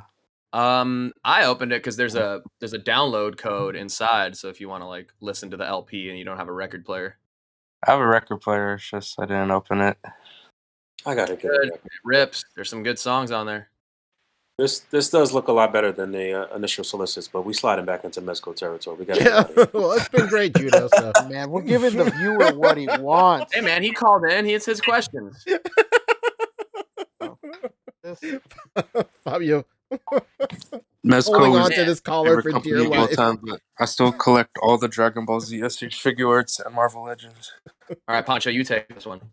Great line. Great line. Did did you get Purunga off of US retail? No. No? Where did you get them from? I got him from Hobby Genki. I got one from them too. I got one from Really? Big Bad Butcher as well, and they took like $30. Yikes! Why would you ever do my that? God. You gotta Well, pay it was tax on because that. like it first went up, and I was like, "Oh shoot, I gotta get it." And then I I can saw see that. Hobby Genkai for like $50 cheaper, and I was like, "Damn." Well, I mean, A move. Yeah, that thing is huge. The Purunga. They had it on Yeah. display there at the booth. I think I had it on the A.C.B.A. Instagram. Maybe I'd be more I'd be more inclined to buy more than one if they took a picture of it with the smallest employee at the office. Sure. they should Should've do done it. They got to. do a Namek Vegeta. Oh, it's coming for sure. There's no question. Look at that. What a fucking display. Yeah, I, that was, have, they had a really sick display. I used to have a sick Dragon Ball Z display, but most of my figures are sealed because like from like the last year. Oh, you gotta open those things, dude. Dude, I have like at least 15 Rumble Society on ice. Gotta open them. Yeah. Are you securing your future? Well, maybe back then. Now This like fucking guy. reselling Rumble Society is kind of whack. You have a Murder Hornet. Yeah, I have 3. You want to Open trade them. for a Vapor? No, I have 3 Vapors as well. Oh my God, he's dunking on you right now. Send me do you need all 3 of those vapors? I mean, yeah, I can start one. No. It was for somebody else. I literally just asked me if I knew anybody that might be selling a vapor today. So, yeah, talk to me behind the scenes. Let me know if you want to get rid of one. Okay. But we're Yeah, talking top That dollar means over no. here. No. First off, like, Wants fucking highest last Well, sale. no, I'm here trying to trade the Vapor I got at the show for a Murder Hornet or a Squad why Builder. would you buy another Vapor, dude? You Because should they have had they had it in stock at the booth. Like, got Hawk Retail P40 price? for $90 or whatever it was. which one? Hawk P40. He's not as hot as Vapor. People want Vapor more. I like Hawk B40 a lot for sure, but I don't think he's kind of in that Krieg category where he's just not one of the more desirable Rumble Societies. Vapor, he's got huge appeal. Big. okay. So, I'm missing the black and white Vapor. Ooh, that's the best one. Yeah, Yeah. no, it's the best one. I was asleep, and then I woke up, and I was like, dude, what? I like the first one the best, honestly. But What? Dude, every time I see someone with that black and white one, I'm like, oh my god, how Black did I and white miss one looks like a that? Banksy painting. He looks like just like everything I wanted out of the Rumble Society. Ready for Yeah. that fucking big dude with that Doc Ock mold, baby. Boo boo. Oh, yeah. Hopefully with an I afro. remember back then I had like the first set of Gomez's, and everyone thinks that the Lone Roach is like so hot. Yeah, well, Lone Roach is like near Grail status now. The Hansel is so hot right now. I can't even like sit through the different shit in my mind. Which one was the lonely? The Samurai one. Is the Samurai. Okay, right. Lone Roach and Grub, baby. All right, get us out of Mezco territory. Come on. Oh, come on. All right, well, Judo, thanks for calling in, man. All right. Yeah, we appreciate you, man. But yeah, hit me up behind the scenes if you do want to get rid of one of those vapors. Get Well, us man, I back thought to it was like Mezco territory, but behind the scenes. All right. Nope, no pressure. But thank you, man. Thanks for calling in. Appreciate you, bro. Hell yeah. All right, Hey, dude. brother. See ya. Yeah. The next person. Shit. I'm gonna fucking riot. Yeah, so go to the A.C.B.A. Discord. I'm sure there's plenty of people in the chat who already are in the Discord and don't know that you have to go into the waiting room, and then we'll pull you into the chat. Uh-oh. Right. Live on air. Uh-oh. Who is it? All right. Did you get into PMP? Oh my god. They let you in? Is that Pacifico Photos? He's muted. Oh, no. You muted. Pac. Is this thing on? No. Left your lights on. Hello, are you there? Pac. Hola, ¿cómo Oh está? my god. What is that? What's that voice? What is that? Housekeeping. That was my old Spanish lady. That's a good one. That's a really good voice. All right. All right, Fans getting situated. Well, he's a McFarlane fan, so he doesn't have a lot to say. Here we Oh. go. He wasn't ready for the smoke. I guess not. Back when Vine left. was big, this is a great tangent. Back when Vine was big, I did a Vine with Becca. She knocked on like my hotel door when we were AWA, and I'm filming her through the peephole. He knocks, and I was like, "Who is it?" He goes, "Housekeeping." I just go, "Fuck you." All right, he's back. Pac, what's up? You guys, Right. oh no! We're gonna call this segment the Discord troubleshooting segment. Go down to the little microphone icon at the bottom of the screen and hit the arrow to bring up the drop down menu, Mhm. and then make sure your input device is to whatever your normal microphone is. Yes, Put it to your computer. So you're gonna go to the corridor in the Palace of the Celestial Maidens, and then you're gonna talk to a guy named Wheezy. This on? Right, you're gonna There go you down the go. street. You're gonna see a guy in a yellow poncho. His name is Hank. He'll take you to the burger lair. Hell yeah! All right, we can hear you, Pac. What's up, man? What up, Pac? All right, I heard what Fabio said earlier about some McFarlane toys. Oh, okay. Oh my I'm catching all the smoke apparently this episode. No, I know some of them are trash. It's all good. Hell yeah! Well, I mean, I've talked about it before. Well, okay, well, we got to do this right. Hey, you're live on the A.C.B.A. podcast. What's your name? Where are you calling from? My name is Pac Photos, calling from the DMV area. I feel like I All made right. it. I'm on the A.C.B.A. podcast. What's Hell up? yeah. How long you The been hell waiting he's for calling from DMV?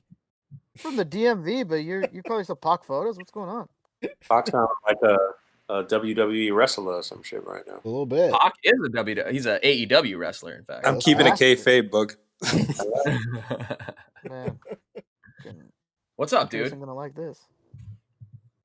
So, What do you think the tiers are going to be for the HasLab Robbie Reyes Ghost Rider thing? I don't know, man. They recently just I just saw an image that I actually shared in one of the updates where they had like a bunch of different Ghost Riders, and I think that's what the recent comic run is doing. Is just like showing a bunch of different Ghost Riders from different eras in one comic. Somebody was just telling me about that, so I don't know. We could literally get 4 different Ghost Riders and one HasLab. They might really like go all out. We'll get the car, Robbie Reyes. We'll get catch and the bike, and I don't know what was the other. Who was on a horse? Was Reyes on a horse too, or no? No, that's the Phantom Rider, right? That's the guy from the movie. I don't know. Don't start me to lying, but I don't know. It was Sam Elliott. It was Sam Elliott, yes. Let me bring us back to reality. Judging by that hiss tank, we're going to get fucking spare tires, a jack, and a AAA card. Dude, get nothing. No, And then we're gonna get joking. We're gonna get I think one of they the will do all-time that. great Ghost Rider vehicles, a Rancor from Star Wars. I think based on the his tank and the success of the his tank, that they're gonna really try to go all out and shit. I think once they saw the numbers that the his tank was doing and how fast, they Yeah. probably went back and started like revamping the shit. It's probably gonna be nuts. Hopefully.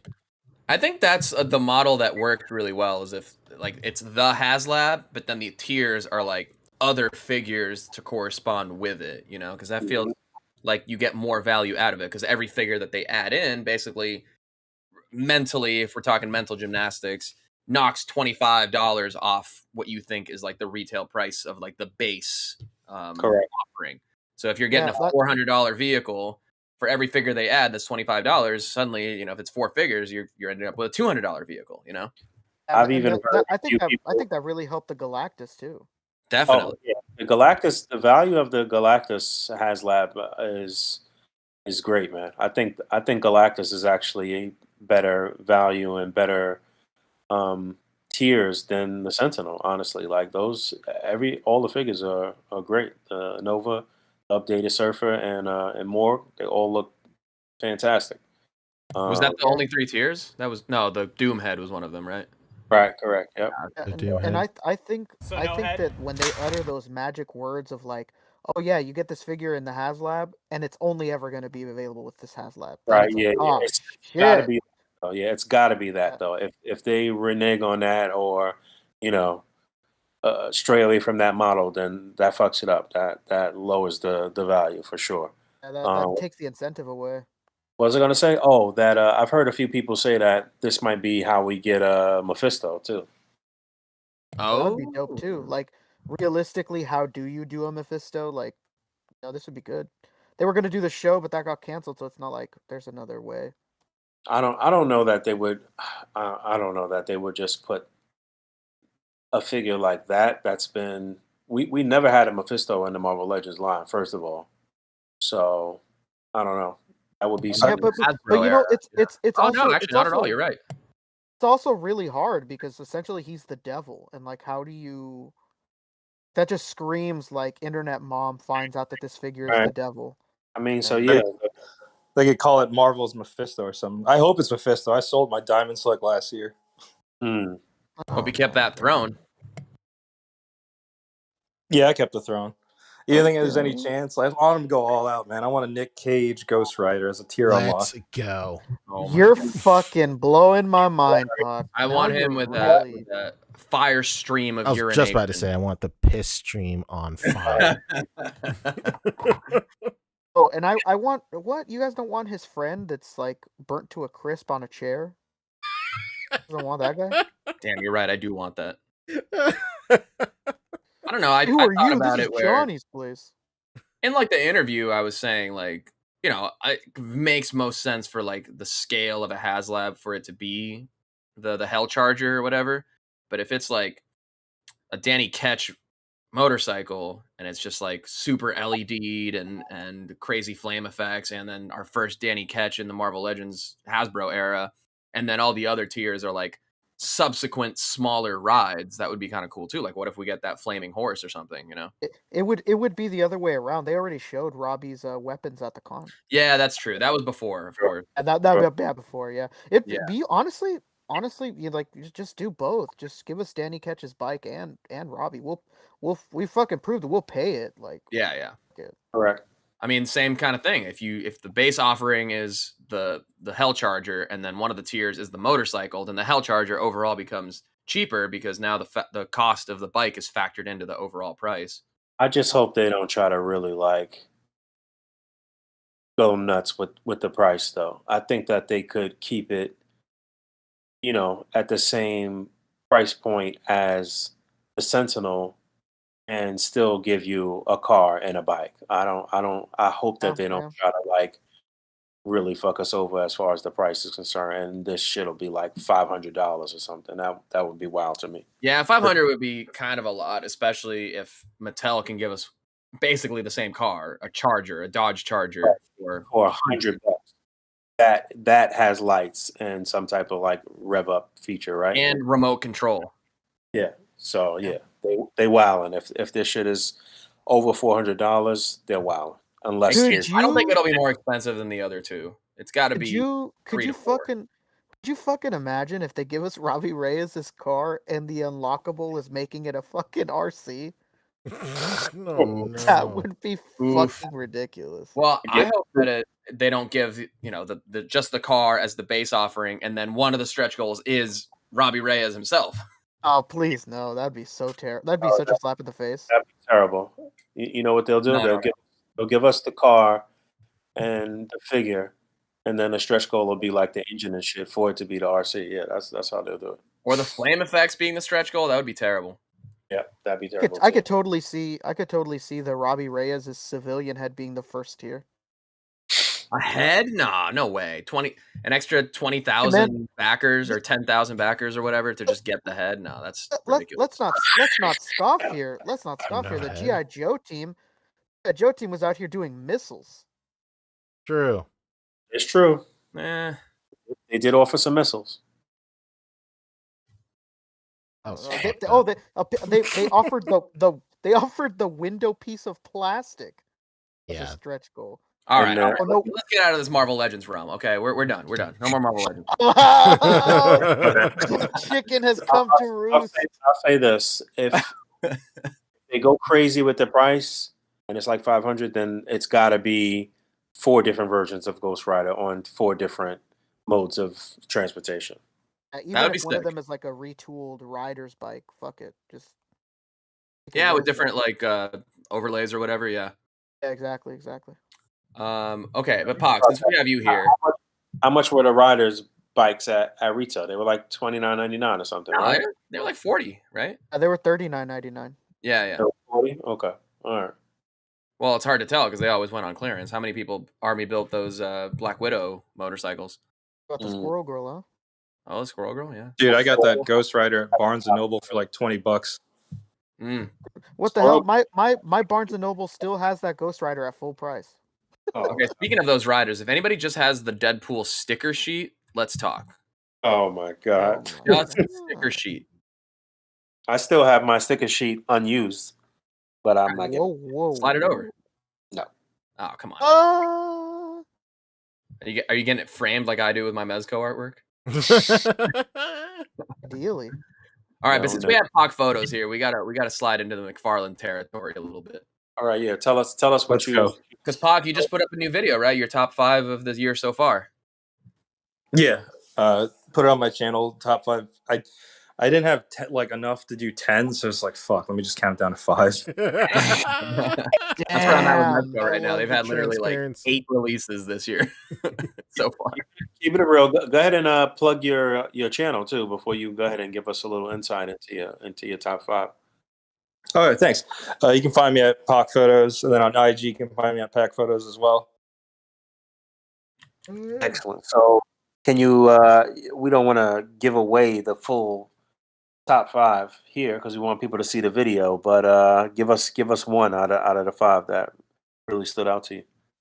So I did an honorable mention, and I gave it to Batman Year 2, even though that had like a lot of QC issues, but mine thankfully wasn't. But it was like that was like the figure was like, all right, Todd has his cake and he can eat it too. He gave us a statue cape, and then he also gave us a soft goods cape, which Fabio would like. But yeah, a lot of people had like crappy ones. I would use that cape as a napkin. Yeah. Come on, man. It looked okay. That was just one of those for people who don't know. The Year 2 one was like the kind of light blue with gray suit that had like that graveyard base. Right? Yeah, it's as close to like a classic definitive Batman will have in that line. But I don't know. I liked it for that cape, even though like it's a pain in the ass to get on. Like you have to attach the arms off, and then put some stick up the cape, but when it's actually set, it looks pretty nice. Okay. Any? Like, Did you get I that think hush set, by the way? no, fuck no. Because he messed up the arms on that, and like I think Yeah. someone must have photoshopped it to make it look like he fixed it, but he didn't. Messed them up in what way? They didn't paint the joints gray so it matches the outfit, like it's black from the gloves, so you can see it in the cut, like it's just a black hinge. Oh no. Yeah, like the whole forearm is black instead of it being like cut off at the glove and then continuing gray. It's like the whole forearm piece is one solid black and then up into the actual joint. Too Todd be thinking over there, bro. When he you isn't. got comic creators out there That's giving you shit, crispy. it's pretty Oh bad. yeah, I saw that. Oh, have you seen that video, Pac? Which one? Where one of the comic artists that did, I think the one who created the Sinestro Corps logo is like roasting the McFarlane Parallax. Wait, can I ask you, did you guys see Todd's interview? I think it was like Comic Book Reviews or something. Sometimes this dude's like mindset is still in the 90s or just out there. No, what did you do? Say, Yeah, He was like telling this one guy, he's like, the way I think is like, if I was Spawn, it's like I would just kill that guy. Why would I want him to go to jail? Get out of there. I would just kill him. that's the most odd sentence I've ever heard. I love how everybody has like a Todd impression. Yo, it's Yeah. funny too because the guy interviewing was like, "This is my first interview," and you can tell he's just like, "Okay." This was from Comic-Con? Yeah, he did. I'll send you guys the link later. He did some interview. I think it was like Comic Book Reviews on YouTube or something like that. But he's basically talking about how like how Spawn dealt with a pedophile, like something Kincaid, and he just killed him. He's like, why would I let him go to? Yeah, it's just, and he just got deep into it. He's like, if someone's doing bad stuff, unlike Batman sending him to jail, just kill him on the spot. Oh my goodness. Yeah, that was like a really famous Spawn story, and that was even in the animated series, the Kincaid one. I was just watching a Vlad TV interview with Michael Jai White, and they were talking about his role as Spawn, and how a lot of people hate the movie and shit. Damn, still Well, haven't he's seen doing another it. one, so hopefully it's better. Yeah, he said he'll announce it at New York Comic Con. I'll be there. We'll see if he actually announces anything. But Oh, you're going to NYCC? That's awesome. Maybe I'll yeah, see it's you definitely there. good at that one. You're Say gonna hi be to there Boog too. while you're there. Maybe, I don't know. Boog, let's make it happen. Yeah, let's do it. We should all meet up in New York. Actually, Rick, you got to I'd come all the be- way, baby. Oh shit! Rick, Where- you and I where- will fly together because I know you're scared. What am I flying? Are we flying Spirit? JetBlue? We're going. All the Well, way. They're the same company now, Rick. Yeah. Oh man! Now I'm double screwed. It's Blue Spirit Fusion, baby. Oh my god! I'll be doing Megabus, baby. Mega bus. The China bus, is that the same thing? Not really, no, right? I used to take Megabus all the time to fucking LA. Mm. $20, I get to LA in like 5 hours. Whoa! Only 5 hours? Can you believe this bus these- is only $20? Wow. These Yes, I can. this bus driver is on some Dominic Toretto shit, man. He'll be going down the fucking like mountains that you take to get from LA to SF like a fucking like Tokyo Drift, man. Why would anyone pay more than $20 for a ride to the airport? Yeah, the best on those Megabuses, like they'll be like, and remember, it's only number one in the bathroom, and there's always one dude that goes in there and just blows it up. Oh yeah, that's like the thing with Megabuses. The first 10 minutes, somebody's gonna destroy the fucking bus. Somebody's gonna go in there and let the fucking feathers fly. That happened in our hotel room at San Diego, actually, because we specifically made a rule like, okay, nobody is gonna actually. There's a bathroom downstairs by the gym in the hotel. If you're gonna go number 2, go downstairs and do it. Night 1, that was blown, and it was right before we were waiting to like go in and use the shower, and nobody wanted to do it. There's no like vent up in the bathroom either. You can turn on to like turn on the fan, and air it out. Nope, just had to sit with it. You guys needed some potpourri or some incense or some shit. Well, we didn't. It was 4 dudes in one hotel room. Nobody had potpourri on hand. Y'all don't got no axe spray. Y'all are at a con. Somebody's got axe spray. I only had Dolce & Gabbana light blue, unfortunately. Whoa, baby. All right, Pac, can you see the screen share? Let me show you this video real quick. Well, can you click into it and see it? Are you streaming the audio too, or no? I think that's up to you. It's up to you. Is it? I should be streaming. I'll play it on my. I got it on my iPad. I can play it up here. Or was created by me. It was created. Original Parallax design by Darryl Banks. As you can see here, Todd McFarlane's just put out a great-looking action figure for Walmart of the original. Boy, that really looks like Kyle Rayner. Yeah, I don't see anything. It really doesn't look like Hal Jordan. What is this? I don't know if it's working, Fabio. Hold on a minute. I'm watching it right now.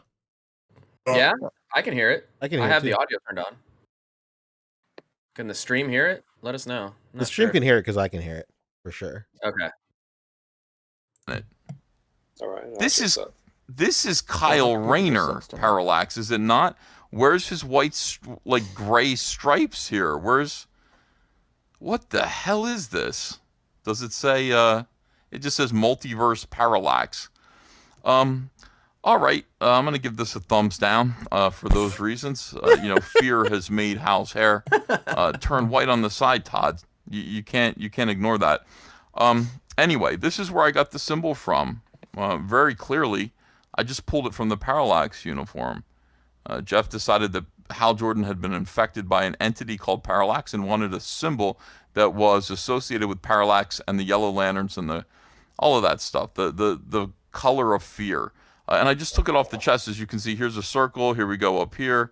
And then these sweeping kind of designs here. This isn't quite right, Todd. It isn't quite. I mean, it looks cool, but it isn't quite right. This should actually go downwards, and then the symbol. See, it even went farther, but it cuts off right there. I think he nailed every McFarlane figure in a nutshell right there. It's like, this looks cool, but it isn't quite right. Very true. Well, that's like most of the figures. I'm not gonna lie. Yeah. No, but I dig that that you like him. Honestly, I think I mentioned it a couple episodes ago, maybe last episode. But there's a dude that he's local to me here, and I like watching his toy hunt videos and stuff. But he's open and upfront about the fact that he's just yeah, I don't really know how to pose figures. I'm not very good at it. So I like what Todd does because I basically don't have to do that a lot.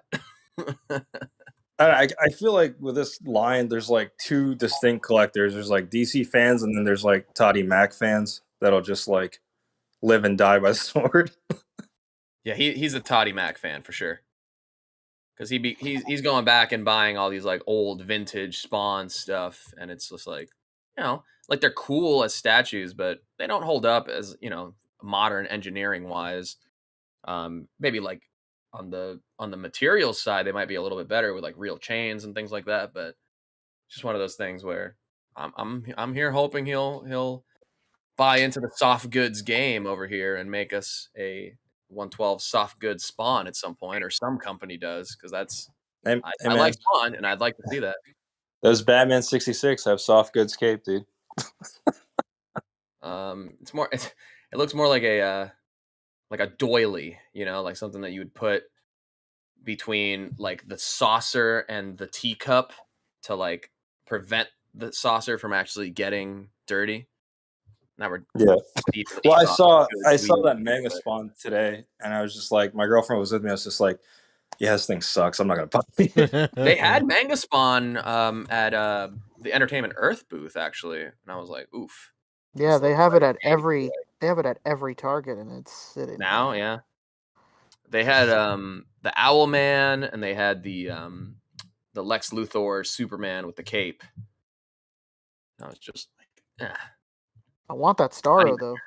I want that damn Starro, but I don't want those figures. That's the same. I was just gonna wait because he's gonna release it in some box set at the end of the year. So.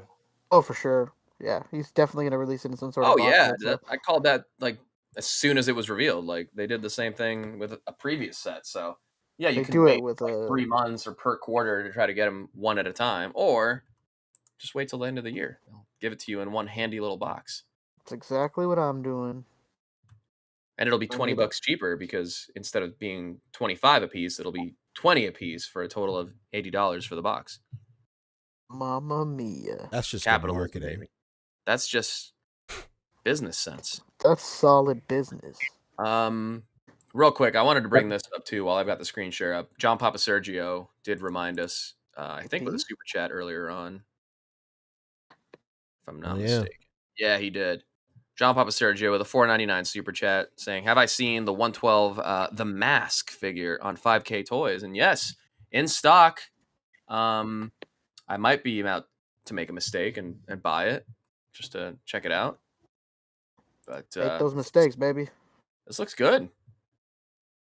This looks really good, actually. Yeah, it looks really good. It depends like what body it's on. You know, that's always the weird thing with these soft goods figures is there's no like consistency to these bodies. Oh, Unless but it specifically says like it's a body that they're using, like the V Toys or the Noda body or something. There's just no way to know how these will actually be in hand. I wish I had it.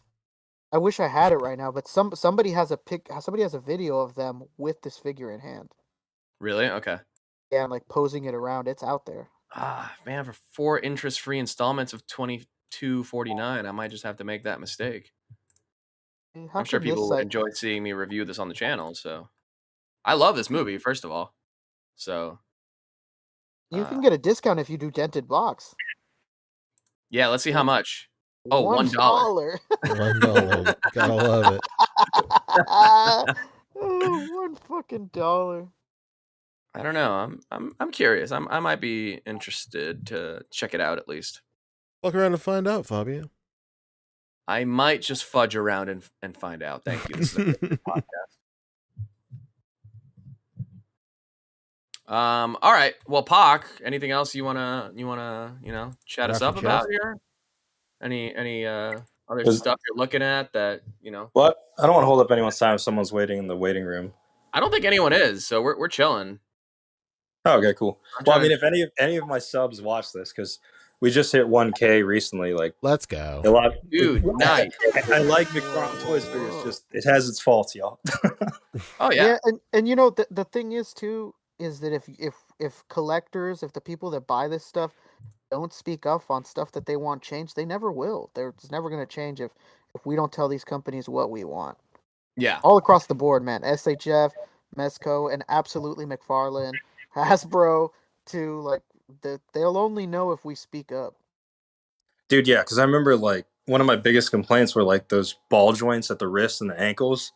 But like lately, they're starting to like sculpt it where it actually blends with the whole like outfit or whatever, something like that. So they're listening. It's just if they can fix the diaphragm cut, that'll be better because it has no movement in the front whatsoever. Yeah, I got a new dude doing their photography and like setups and stuff like that. Did you guys see that? I found out through you, Pac, that Ty Butler's not with him anymore, right? Yeah. Oh my god. Well, we got your channel here. Let's get this man some more subs. You know, he's doing it great. A lot of great consistent content, and yeah, man, you're awesome. I mean, we've done a couple streams together, so friend of the show, friend of my channel. You know, happy to give you the old plug ski. You know. Yes, sir. I appreciate that, y'all. Whoever we get on the line this evening, we should go ahead and put all the information in the description when this is all said and done. So we'll definitely do that too. Yeah. Judo. I don't know if they have a channel and stuff. Man, we didn't even ask. Yeah. Okay. All right. We'll circle back to that. Yeah. Let's see who else is down there in the chat. Nobody. Or in the waiting room. Nobody. No, that's it. We can pretty much call it after this. Then we're at the top of the hour. All right.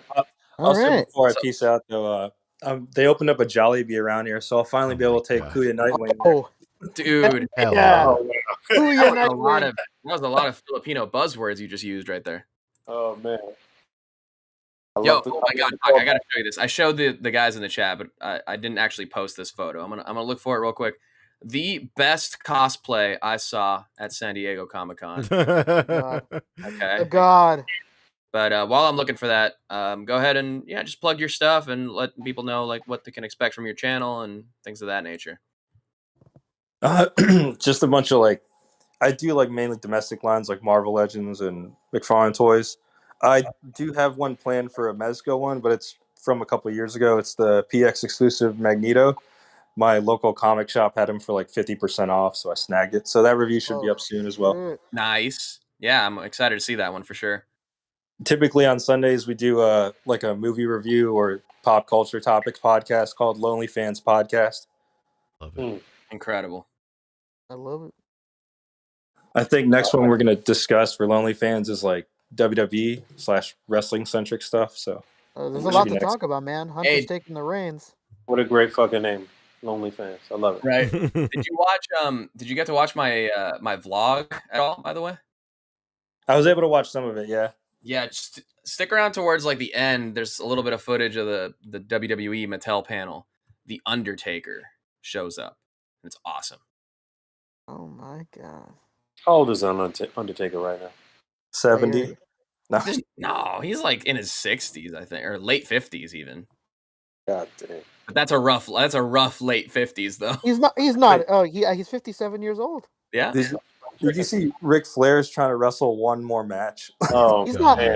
He's not trying to. He is wrestling one more match. He's succeeding. Yeah, he just did like a parking lot promo with Jay Lethal and Jeff Jarrett, where he like opened himself up. Like, Jesus Christ, he was bleeding profusely. He just had a heart attack like 2 years ago. Like, what the fuck, bro? Like, he's literally gonna pass out in the ring. Oh, dude, for sure. There's no way this dude makes it through the whole match. Listen, man, that might be his goal. He might try to just go out doing what he fucking loves, man. God bless him. Yeah. He's trying to go out like Randy the Rod or whatever. He's literally Mickey Rourke in the wrestling. Exactly. Literally. A lot of wrestlers talk about that shit, but they never really do it. This dude might. He might just broke in the ring, bro. He's backing it up. All right. I found the photo real quick. This was the best cosplay at Comic-Con. Amongst a sea of Eddie Munson's from Stranger Things season 4. This oh my god. That's the boy. He's got the chicken on his I think that's real chicken. I think that's real chicken. Gotta be. What kind of chicken? From what chain? Jollibee, brother. I got to go back to my like hometown where like my high school is because they have a Jollibee there and it looks incredible. Dude, it's right next to the Raisin Canes, so I'm just gonna double up on the fried chicken. Damn, double chick, baby. Oh no, double fucking chicks. And here's like Raising Canes. What's wrong with you? Dude, they actually Raisin Canes. They opened one up a little closer to me in Burbank. It's still far as hell, but at least they have one. Raisin Canes is good. I don't gotta go south. Raisin Canes. The hack is you gotta get a small drink cup and ask them to fill it with the sauce. Excuse me? Yeah, they do it. You need a sauce container that is at least the length of the chicken fingers so that you can get a full dip. I'm good with just one extra sauce. Get me out of here. Okay, if it was a Mezco chicken joint, I would understand that sentiment, but we're talking about Raisin Canes. If Poncho over here would take me to fucking Bojangles, maybe I'd have a... Maybe I'd be able to weigh in on it. I saw Bill McKenna from the WWE Mattel design team, and the last day of the con, he's just sitting there in the booth, like hanging out, talking to the marketing guy, Steve Ozer, and Bill McKenna is wearing a Raisin Canes hat. Fuck yeah. Like a nice dad hat. And I go out to him and I'm just like, dude, that hat goes so hard, Bill McKenna. And I'd seen it multiple times. He was at the Toy Migos after party at like, I don't want to say it was a club, but it was like a club vibes with like a mechanical bull and just music bumping the whole time. And I was like, Bill, what are you doing here, man? Very fun. He said, I'm Raising Canes. I need to get that Raisin Canes ball cap. That was badass. All right. On that note, we get the fuck out of here. Yeah. All right, Bach. Thank you again for joining us. Appreciate you calling in. Everybody go for real. follow Thanks Pop for having Photos, YouTube, Instagram. Anything Yeah, else? appreciate you, bro. Thanks for having me on, y'all. I appreciate that. Yes, All right, sir. dude. Anytime, man. Well, we'll have you on again in some extended capacity, but good to see you, man. Take care, y'all. All right, peace. All right. I was gonna tell you guys. Damn, something else I was just about to say. Something Raisin Canes. I haven't had chicken in quite a while, so I'm not really. Damn. All right, fuck it. Thanks to everybody who checked in with us this evening. Thanks for all of the super chats. We really appreciate you guys. As far as that goes, we all had a very busy week, so we didn't really get to do really what we wanted to do this episode in terms of like community stuff and giveaways and stuff. So I think that the next episode we're going to focus solely on that Sure. type of stuff. Yeah. It's a lot of community stuff that we want to get into and really get into the essence of what the podcast is really designed for, and that's kind of looking at the intricacies of cinematography, A.C.B.A. So, but yeah, again, I do appreciate everybody tuning in this evening and all of the love that you guys showed us. Thank you for 200 episodes, and yeah, we love you guys. You guys got anything else you want to say? Yeah, you wrapping up for me. Yeah, I got a little something. I put up a ton of content on my channel this past week, post Comic-Con and even pre-Comic-Con coverage. So go check out the last few videos I've put up on my channel. I have a review for the Pink Skulls Chaos Club Gig from Hell box set that I would venture to say might be the best actual review out there in terms of getting into every individual detail and decoding every punk rock reference and just really taking a look at everything and setting it up. And I even have a little I guess it's the whole song technically, one of the songs on the LP that you may not have heard. So if you're curious, at least to some of the other songs that are on that LP, my review will do you just right. Definitely check out my Pink Skulls Chaos Club Gig from Hell box set review. Check out my SDCC 2022 vlog. Check out my Mezco booth walkthrough there at SDCC. And I did a stream this past Monday too, just recapping my full Comic-Con experience, basically day by day. So a lot of good Fobster content out there right now. Hope you guys check it out and enjoy it. And if you do, let me know what you think. That's it. Cool. Rick? Hey, it's me. I'm here. I'm always here. Rick Dom 2345. It's me. I'm here. Excellent. That's it for me. One last super chat. Michael Johnson hit us with 10. He said, "Just woke up, wanted to drop this for the podcast. Love you guys, and we'll be watching the rerun right after." Thank you, man. Jamaica Johnson made it, baby. He's waking up for a midnight chicken snack. That's it. Right. That's what I'm talking about. All right, thank you. All right, so with that said, thank you guys for hanging out. As always, rate, comment, and subscribe. Hit that bell down there. And until next time. The podcast is concluded.